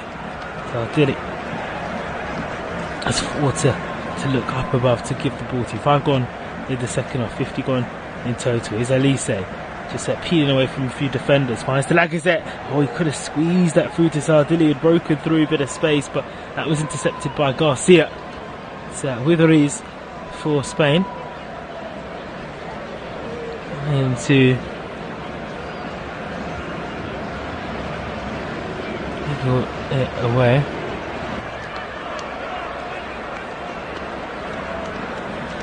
The changes are coming on now for France. No surprise to see Chouard come off. He's not had the best final, he'll say that himself, if he was being honest. And onto the field comes Akaluche. Kulo Wando is on for La Gazette.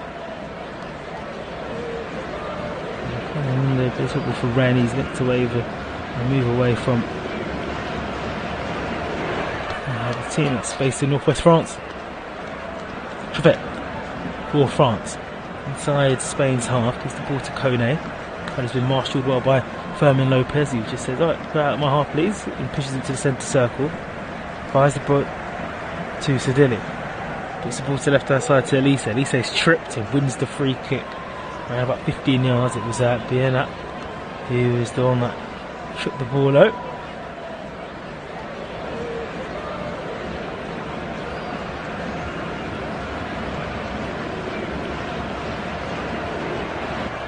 For Barret to take it.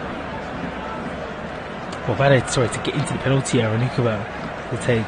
It's going to be Elise to swing this one in. It's France 1, Spain 3 in this gold medal match live on Flash Score. 25 yards out.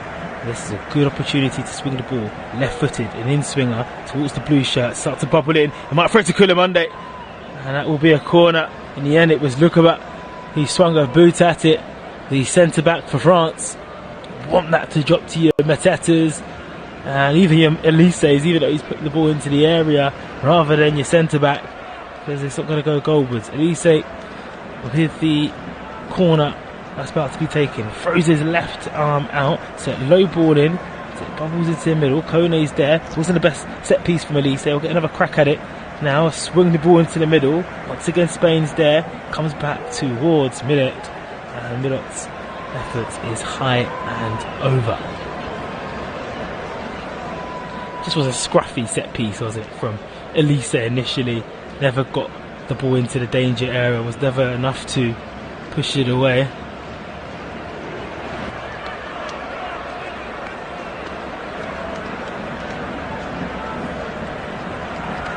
So with France though, moving forward, nice little long ball there. It's a good energy. It's coming through Milan. Now with Barrios for Spain, who've won the ball, going to see the left hand side.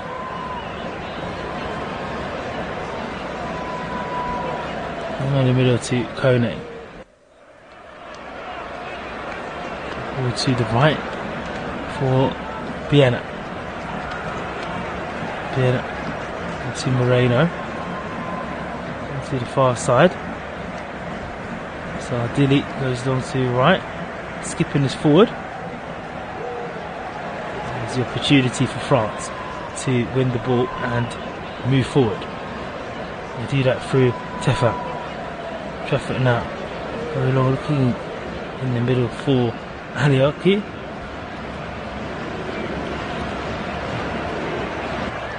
Akaluche is the player that's come on for Charlie. He needs to get on the ball a bit more than number 8. That Kone's just made a foul. A silly foul. And Barros outside Spain's penalty area, so that's easy for him. It's an easy decision for the referee to make.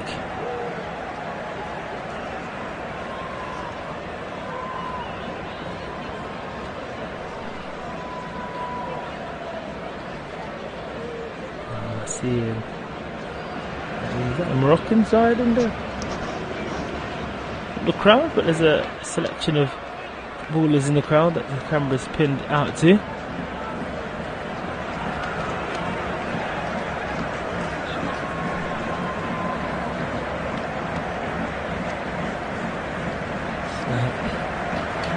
That far side for Spain.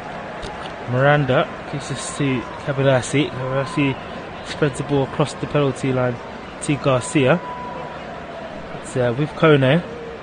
He's stamped down to the ground. Free kick to France.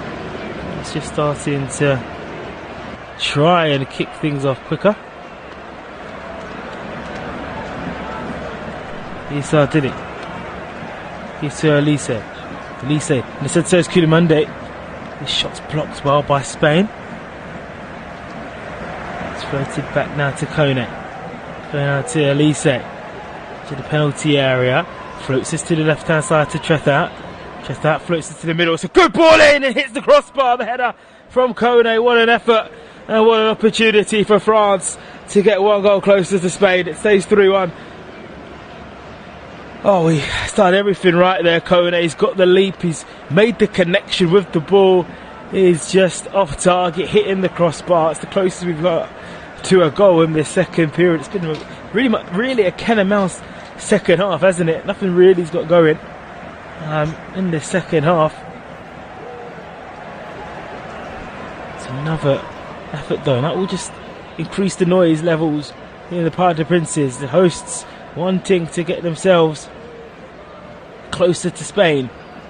This France goal here with just before the hour mark would set us up for half an hour of real fun in this Olympic gold medal match. Here's Tafat searching for a way to put the ball in towards the penalty, but Mukpi Belt does what he does well, using his strength and guile just to get his body in between the defender and slam him to the ground. Some late news for you in regards to Premier League manager Gary Neville signs a new contract with Wolves until 2028. I always like to keep you updated here on Flash Score with all things football, even during a gold medal match, just to keep things flowing so you're not missing out. Of course, check all transfer news on the Flash Score app. If you have it, download us. You're listed on the website. You're able to do so on Google Play, Apple Store, wherever you get your apps from. Flash Score. You're able to download the app that has so much, not just audio commentaries, live reports, live standings, information, match highlights. The whole package is on this platform, and of course we'll have you covered across all the domestic football across Europe and the world in this upcoming season. Premier League, Champions League, Europa League, Europa Conference League, and of course La Liga, Serie A and Bundesliga. Sergio Gomez, selective games of course in individual leagues, and the offering is there for audio commentary. It's for Spain with Garcia into the penalty area. He checks that back now towards Tennis. The Spain goalkeeper is wearing all black this afternoon. He's able to touch that to the left hand side to Kabasi. Kabasi now on to Miranda.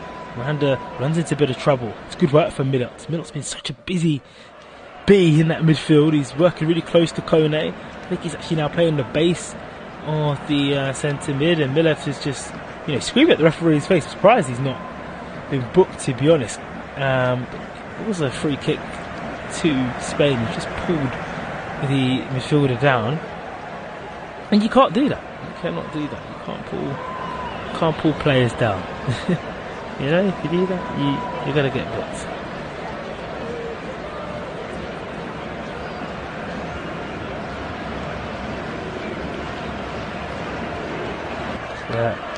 With Miranda, he plays a diagonal ball that skittles across to the right hand side. Oh, it's a ball that's been released by Pubel, puts to the far side, met by Miranda, and that's a really good chance for Spain to get that, I won't say all important for that real clincher of the medal here, to put without reasonable doubt them winning the competition and getting that gold medal. Super ball from Pubel, looking for his opposite fullback in Miranda, latching on towards it. Miranda hits it out, and on the hour mark, France survive just for now. They still trail by 3-1 though.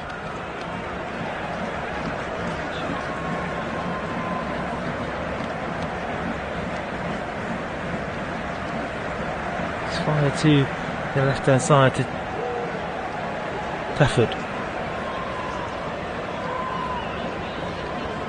Elise. A bit more France. The substitutions haven't really moved the needle enough for probably how Thierry Henry was thinking.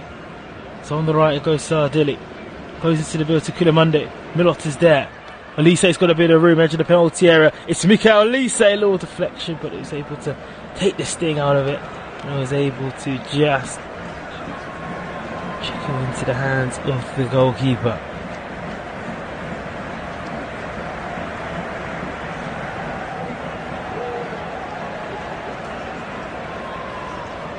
So many prominent figures in French football in the stands.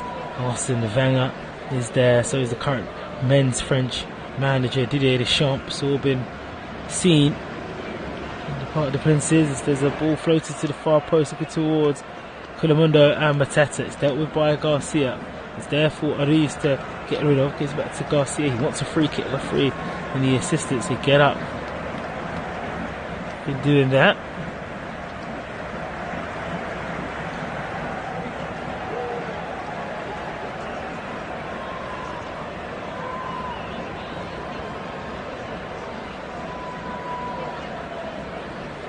With France, Achikaloui, lovely ball to Koulibaly, just stuck to the youngster's feet. He's able to give the ball to Elise, edge of the penalty, what's to his left, back heels this to Milot. Lots of pressure now for France. It swung in, really good ball that came in from Sardini, but no one gambled. Everybody was rooted to the spot, expecting the ball to go in the air. He swings it right footed, it bounces 3 times in the 6-yard box, and it will go out for a throw-in to Spain. As on the La Gazette's Olympics is over. He's just looking at the touchline with a towel underneath his chin. It's led them very well. Of course, this is a gold medal match, which means no matter what, there will be a silver Olympic medal being handed out. No one wants that, of course, especially for France and Spain. Two sides who've dreamt about this for the last few days. For sure, France being hosts, of course, did a little bit of pressure. Lovely touch there from Achilo. Moves the ball away, directly goes long.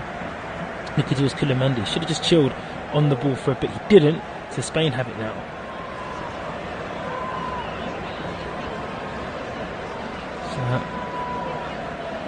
So, Spain did have the ball, tried to just keep it in. He does keep it in. Referee's actually a bit there with Ruiz trying to collide with his coach.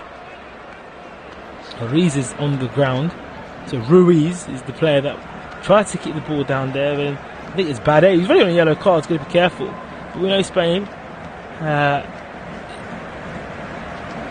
in control of this game. So there be drinks, or there be for medical attention? They're asking for medical attention to be brought on here. Is this dark cards a little bit from Spain? Halfway through the second half now.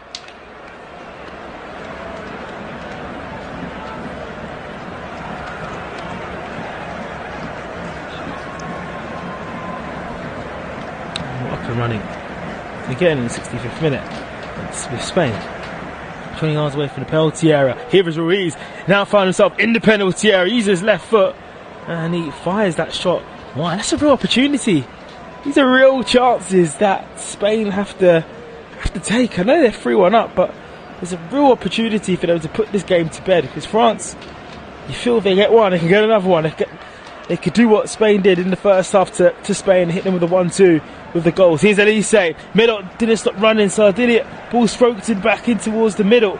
Spain clear from their own goal line because the ball squeaks forward. Sorry, spills inside the 6-yard box to Garcia. Goalkeeper had already committed to the cross, and then Garcia with a calm head wiggles it away. 3-1 Spain lead. It's with Kone now for France. Kone trying to drive forward, finds a wall of Spanish players. So Lee's now back to Oriz. Referee gives the free kick, and the Spanish player is saying, give him the yellow card. I mean, he is holding. He's holding, let's just say, the area that's below Oriz's stomach. So the midriff area. I'll let you guys do the imagination there, but you can see why Oriz is a bit annoyed with him trying to grab that area whilst trying to hold him down. France 1, Spain 3. It's ball that's intercepted by Bade. Bade goes goes back to his goalkeeper in Restas.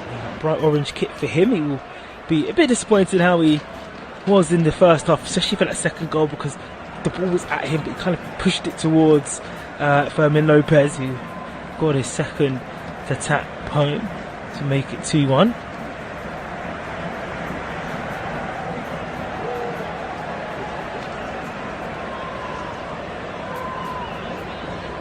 Now with Achelou, the substitute for France. So those are the only two changes And goes into the middle, pull back down to Mateta.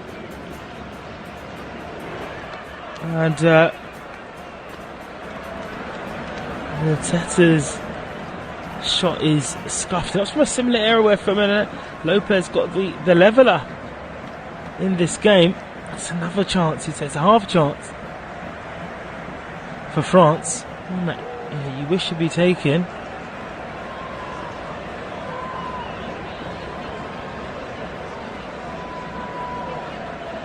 And at the moment, the referee is taking his time to restart this game.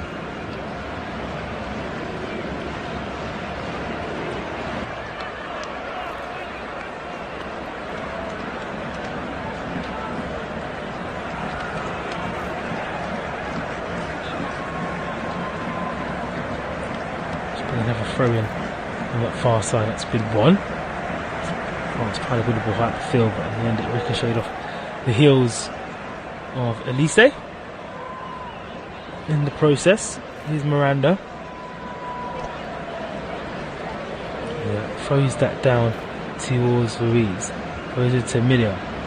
Back for France with the ball.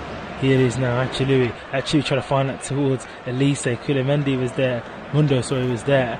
And it's Garcia who does so well. He's very smart there in Kubasi. What he does, kicks the ball at Koulibaly just to concede that throw, that goal kick. And the clock starts to just tick a little bit more, for France. 20 minutes now left.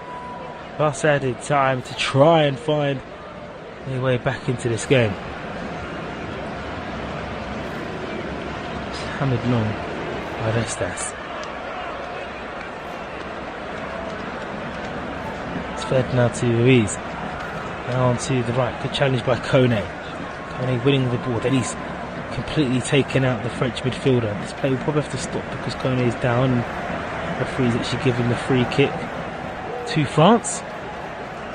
And saw that challenge had a little bit too much energy. It was good defensive work from Kone, has to be said though. He comes to intercept and good carrying of the ball. Okay, onto the left hand side to Tefet. Tefet throws it long. They want handball. The French players, they'll get a corner for their troubles. Down this near side. Did hit the hand of the Spanish player.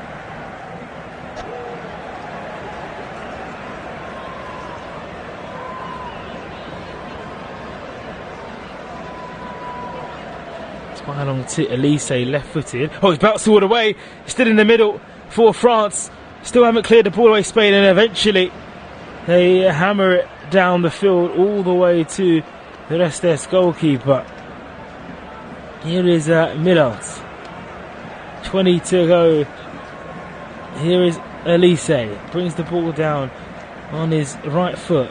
Peeling off from that left-hand side. Gives this to Tefa. His ball's got to be higher. Looking towards Mateta. Misses everybody. Goes back towards Achilui. Now for Millot. Puts the low cross in. Goes behind everybody and misses everybody. And that will be, it's actually Luca Baby, defender, that swung it in the end. It was an easy one for Spain to defend.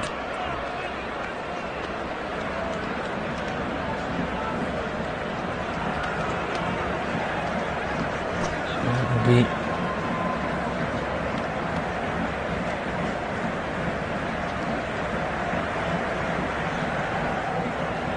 it remains.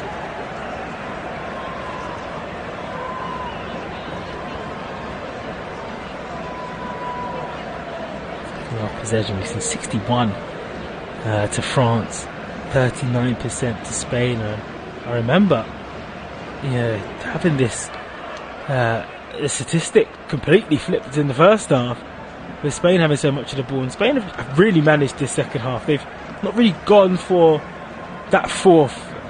They just try to just do enough to keep France away. It's paying off at the moment where France are, it's like a boxer, two heavyweight fighters. You know you've landed your punches, you're just resting before that knockout blow.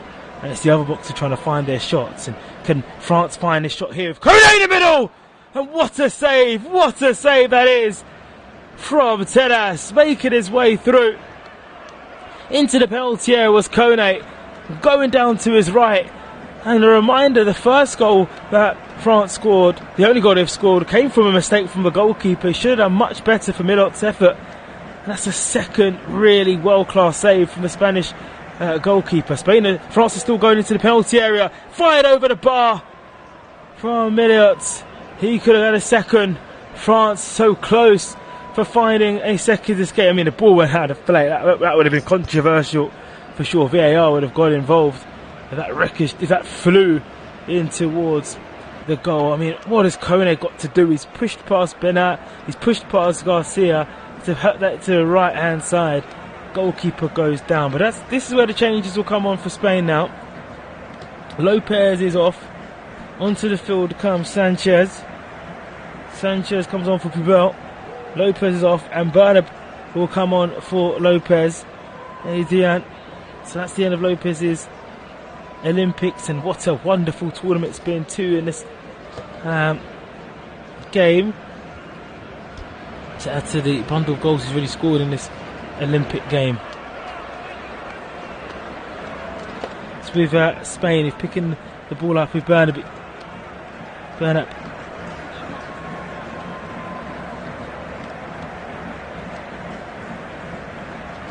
Spain losing out to Kone. Kone grown in this game of being a real shining light here.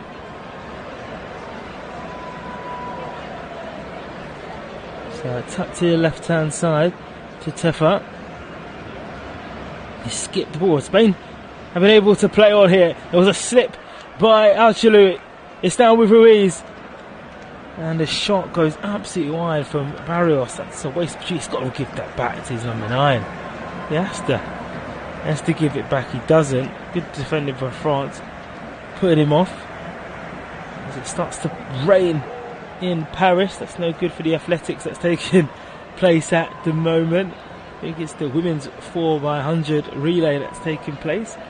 You can still listen to us and tune in to watch that coverage somewhere. The Olympics only comes 4 years, but this conclusion of this gold medal match, here we are approaching it. Unless France can do what they did on Monday and call away back to extra time. Another ball comes in for that far side from Sardinia. That's intercepted by Spain. It will fly out for France.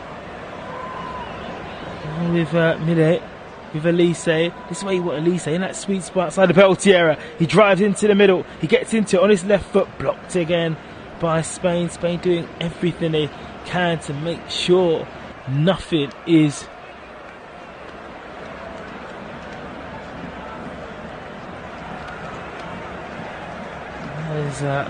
blocked away. Well, Thierry Henry's at the range, forward him at the moment. He's in conversation with his management team and what he can do.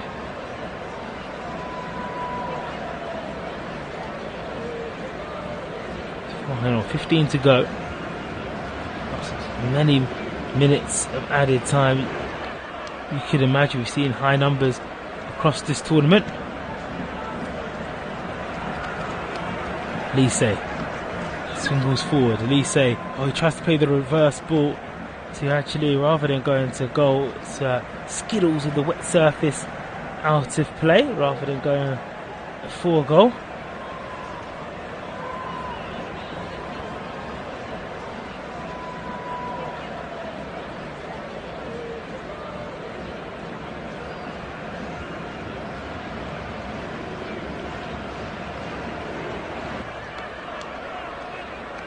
Another substitution about to come on. Waiting to tell this game. 4 goals in the first half.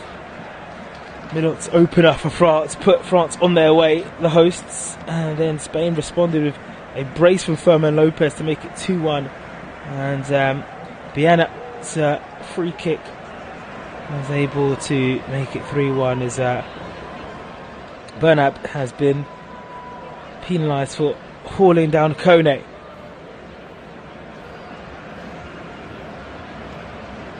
Elise over the ball once again. Lots of spectators in the crowd put on rain jackets and hoodies. They predicted rain. Some are still with their jersey. Or can France win the gold medal here? It's with Elise. Spain edging closer to upsetting the hosts and taking the gold medal. The ball's flung in by Elise. Mateta wins the header, but he can't direct that on target. It goes over the bar. Mateta with the armband at the moment as Lacazette's gone off. Really good ball by Elise, but it's quite high for Mateta to kind of brought back down. So it stays 3-1 to Spain. So another change come on to the field, and you say is this the last roll of the dice? Let's do it to come on for minutes. He's had a fine game minute, but he's getting some good positions, and it makes sense for this Jeux to come on and see what he can do. So with Elise, he's been handballed down, edge of the penalty area. It will be a yellow card.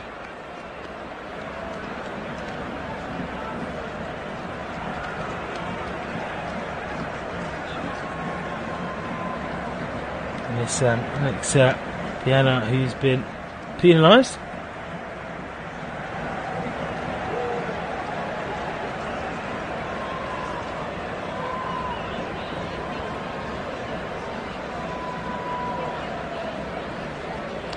This is a really strong area for France to swing this ball in. They've had a number of good set pieces in the last 5 minutes or so, but nothing really to have troubled Spain. They need this one to be on the money. Joe's over the ball, and this one's on the money. They've got one back. Elise's free kick has got a deft touch somewhere, and it's 3-2 in this frantic Olympic gold medal match at the Parc des Princes. And the next goal was scored by France. It's game on in this one. Elise's ball, maybe the slightest of deflections. Now it came off the substitute in Achilui. Little back heel, he doesn't claim it, he doesn't care, he just wants to put that ball onto the halfway line. Clever deft touch, just bounces across, goalkeeper nowhere to be seen. The stadium elevates in joy. And what a 10 minutes or so, plus added time, we were in the store. They did it on Monday night, France against Egypt. Will they do it against Spain in the gold medal match? It was a silly free kick to give away for Spain because they've been giving away so many set pieces, and that'll frustrate the Spanish manager Dinaire, because for so long they've been able to manage France, but if you keep giving good set piece players like Elise opportunities to whip the ball in, they're going to find a way to go, and they've done that. But Spain trying to find themselves a 2-goal cushion again. On that left hand side it was Gomez who hammered that over the bar.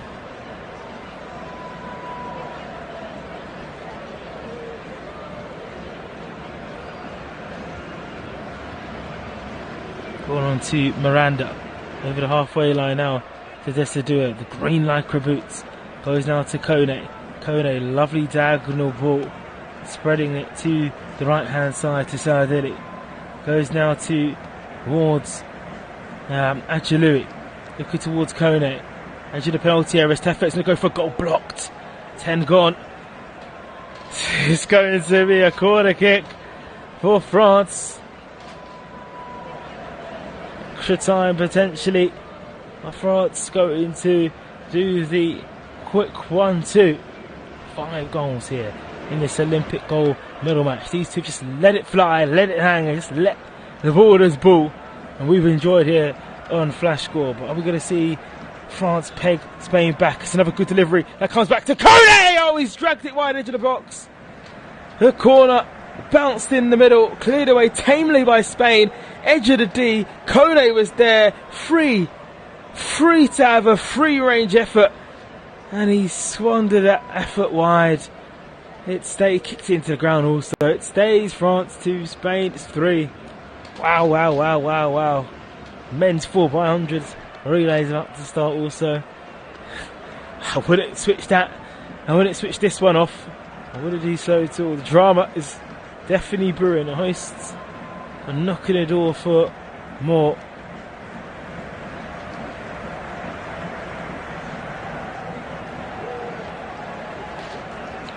Archie nervous faces across both touchlines.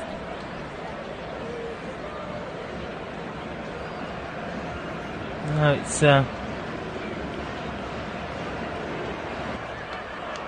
with Pubel, Sanchez just giving the ball away. Going long now to Koulibaly. The free doesn't get the free kick to France, but they do have a throw in. France 2, Spain 3. More changes, 2 changes coming now for Spain. No surprise in Spain. They flex their muscles and bring on Torrientes on for Bayana. Bayana's goal is going to be the match winner at the moment as it stands. That stunning 3 kick in the 28th minute may give Spain gold. It's the end of Fabio Ruiz's, Abel Ruiz's, Olympics. He's off the captain. Sergio Camelo is about to come on.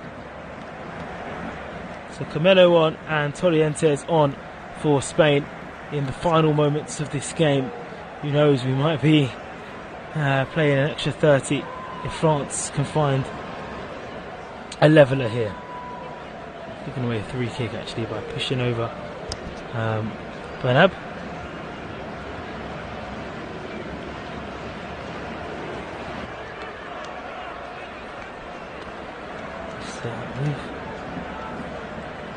The Spaniard to take this feed. I mean, how long will they take? They take it to Sanchez. Sanchez now back towards Garcia. Garcia's ball, he was hammered down by the goalkeeper. Excellent work there from Koulibaly was near it, or maybe Mateta. But the goalkeeper took a chance and he was nearly punished. One of those rare ones where everything's just blocked. So push back now towards Kone. And to Bade for France. All this on the far side. Here's Bade. Swinging this down to Elise. Nice little flick forward. And Cabarrasi is there as well. He's had to really work for his gold medal. If he's going to get it, he's been fantastic. Spain win the ball inside their own half. They're looking to spring an attack here. It's the substitutes that are burning forward with Camelo. Camelo goes into the middle to Torrientes. Torrientes trying to shield the ball from Dua. He does that well. It's down with Sergio Gomez down the right. Spain trying to take this thing out of this game. It's France 2, Spain 3. Listen to Flash Score here. More audio commentaries coming away across the weekend. Pre-season games. Bayern against Tottenham Hotspur. Manchester United taking on Manchester City in the Community Shield. Spain swinging the ball well, trying to release Camelo to put him through for an opportunity for number 4, but it's with Archie Louis, 85th minute. He's got the goal that's made it exciting for a fantastic delivery from Elise. Here's Bade. Switches to the right now to Sardilli. Sardilli sit this through to Koulibaly. The referee's assistants put the flag down, trying to tee up into the middle, and now the assistant referee puts the flag up. He was clearly offside. Question now on everybody's minds. For sure is now. How many minutes will be added on? You know we've got 5 of normal time.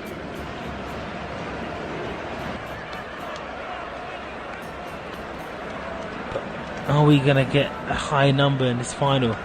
Yeah, imagine. So, look at Versi. It's one of a good touch that is from Camelo. The substitute swings to Gomez, and behind a ball towards Gomez was overhit.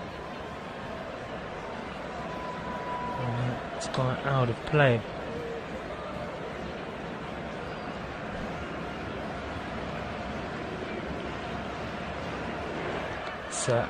One with dig towards Dussader, the Lycra boots, try and find a way to sting the Lycra of Spain. Oh, rolled the ball into the 6-yard box. Needed Torrientes to meet it and clear it away for Spain. He had to, there wasn't a French player behind it, but could let that ball,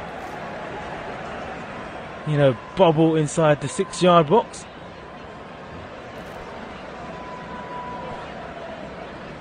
Here is Elise. Let's take this corner, 87th minute.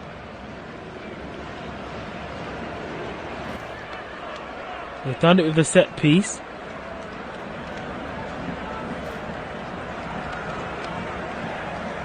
Uses his left hand.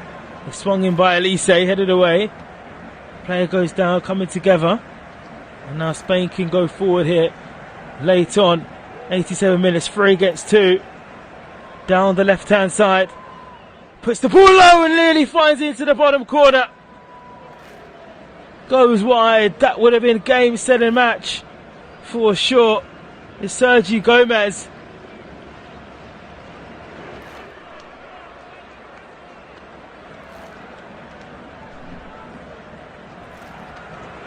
With Pacheco coming out on.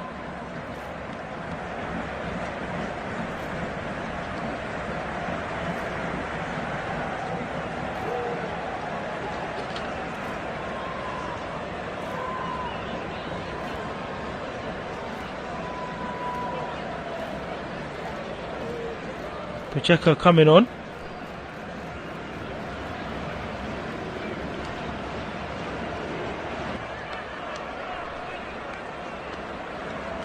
Elise. Play back to Sedelia. Got to actually pull back now towards Elise. Elise towards Miranda. 2 minutes to go. Whips it in, looking towards goal with Mateta. That surely came off a Spanish player. It did. Down the near side, they'll have a corner. France. Another opportunity to swing that ball in towards the penalty area.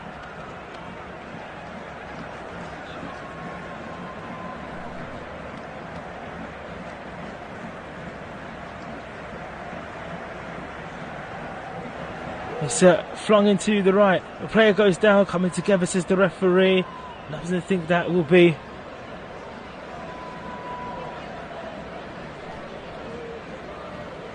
And not going long.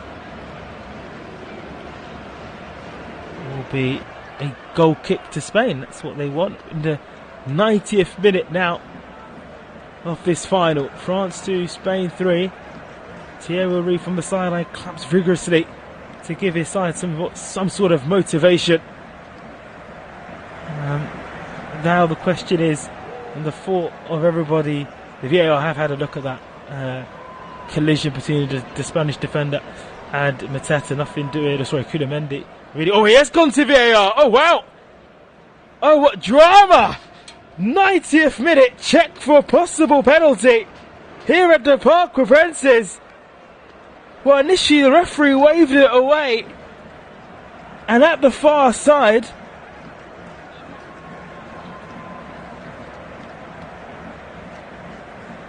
now we head into extra time. Koulibaly's ball was held. Was the ball going towards him? It doesn't look good. Holding on to it. Was that Torrientes or referee? Well, when they get told to go to the monitor, this is a huge moment. We've just gone past the 90th minute. The referee, does he point to the penalty spot? We'll hear what he's going to say here. Hold on.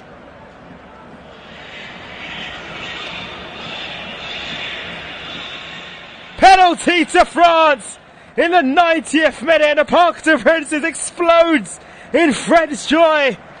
3-1 down at half time.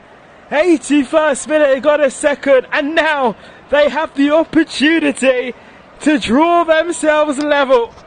Wow. The referee pointed to the spot. VAR did have a look. They did say to the referee, have a look. And he's made his decision to point to the penalty spot. Referee Ramon Abel with the signal to give the penalty. Let's see what will happen here.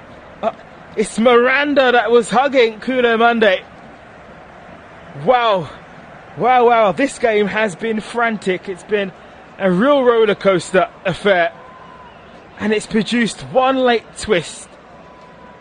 5 minutes added on in the back end. And you talk about atoning errors. Tennis made that initial error right at the start of this game when Meliot scored for France in the 11th minute. Feels like a lifetime ago. It's now the opportunity for Mateta, who has the captain's armband, to slot us into a 3-3 and take us most likely into extra time. We'll still have around about 3 minutes after. What an opportunity this is for France. Been behind since the 28th minute, since it was 3-1. This to cancel out Spain's 2-goal advantage. The drama here at the Parc des Princes. Mateta takes a few steps back. It's Mateta up against Tennis. He's looking at the ball. Jean-Philippe Mateta. Mateta's been on fire in this tournament. Can he touch the score sheet? And more importantly, can he keep France into this competition? Mateta is going to be right-footed. He's going to slot France level! 3-3! They've done it! The hosts were behind, and now they find themselves level. It's 6 goals equally shared in the 93rd minute, and France, the whole nation, screams as one from the Parc des Princes. Mateta scores the penalty, and the Le Bleu has stung Spain. France 3, Spain 3, and as it stands, we are heading to extra time. Miranda was booked, but it was Terrientes who was holding on to the play. He'll sit there for nights thinking, why did I just not let him go? VAR. Tennis went to his left. Mateta went to his right. And he scored. Coolly taken penalty. Oh, what drama. It's why you love football. It's fantastic. Really, really, really good play. Can they win it? I'm talking about extra time. There's still enough time for a team to win it.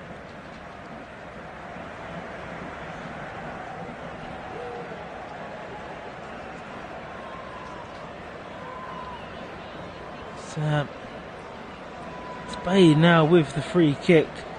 Spain, who have been living dangerously throughout this second half, has to be said, haven't been moving the ball with such vim. You just feel the ball's going to be a free kick to come right now. 1 minute left of the added time. Here it is. Spain moving, darting forward, throwing this to the far side, clear away by Bade. Spain, they couldn't, would they? He's surely come off from an offside position. Referee says he has it. Burnaby, Kodo, he has, yeah. That's I mean, as a player, you know you're offside. He was better off leaving the ball.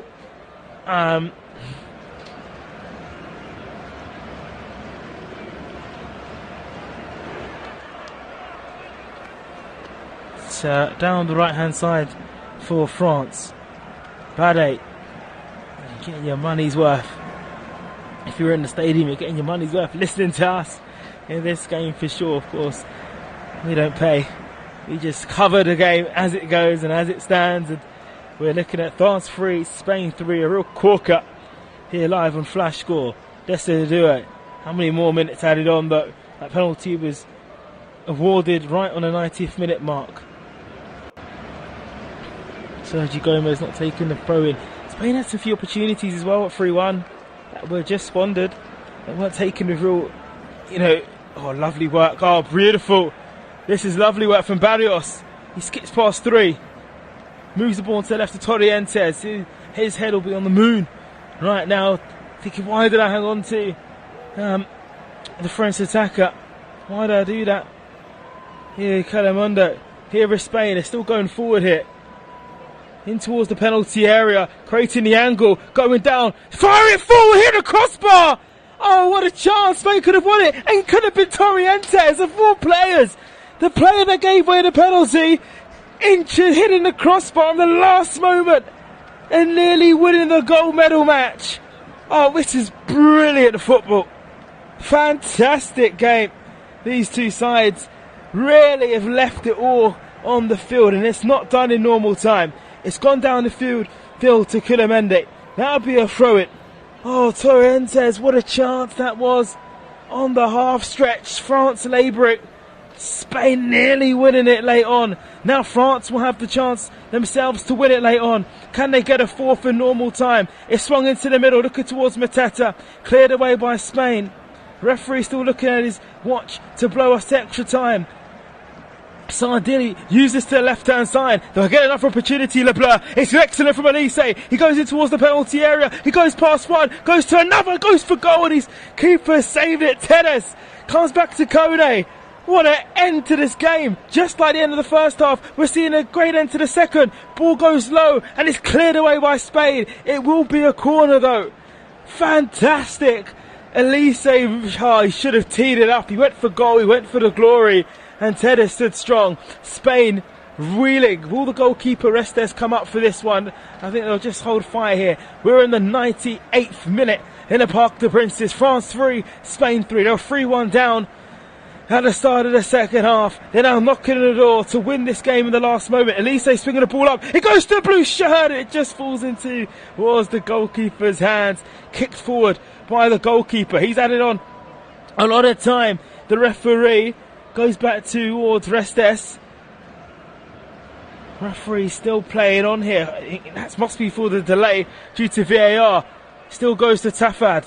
It's with Thierry Henry, who's just, I'm not rolling back to 98, but Thierry, he's edging France forward. Spain are just trying to pass their own half. Here's Sergio Gomez. Referee's not looked at his watch yet. Spain could find a way to go to break France's hearts. Someone's hearts are going to be broken if we are going to find a goal in added time. Goes into the middle now for Bernab. France 3, Spain 3. 99th minute now of this game. Sanchez for Spain up against Fafard. Drop low now to Sergio Gomez using his left boot. Put it back towards Garcia and Kubasi. And Spain have taken a sting out of this game, haven't they? They've taken a sting out of this game. And they're saying, listen, we need to regroup. We've conceded 2 late goals. We so easy could have lost this game in normal time. I say this, that the game's done.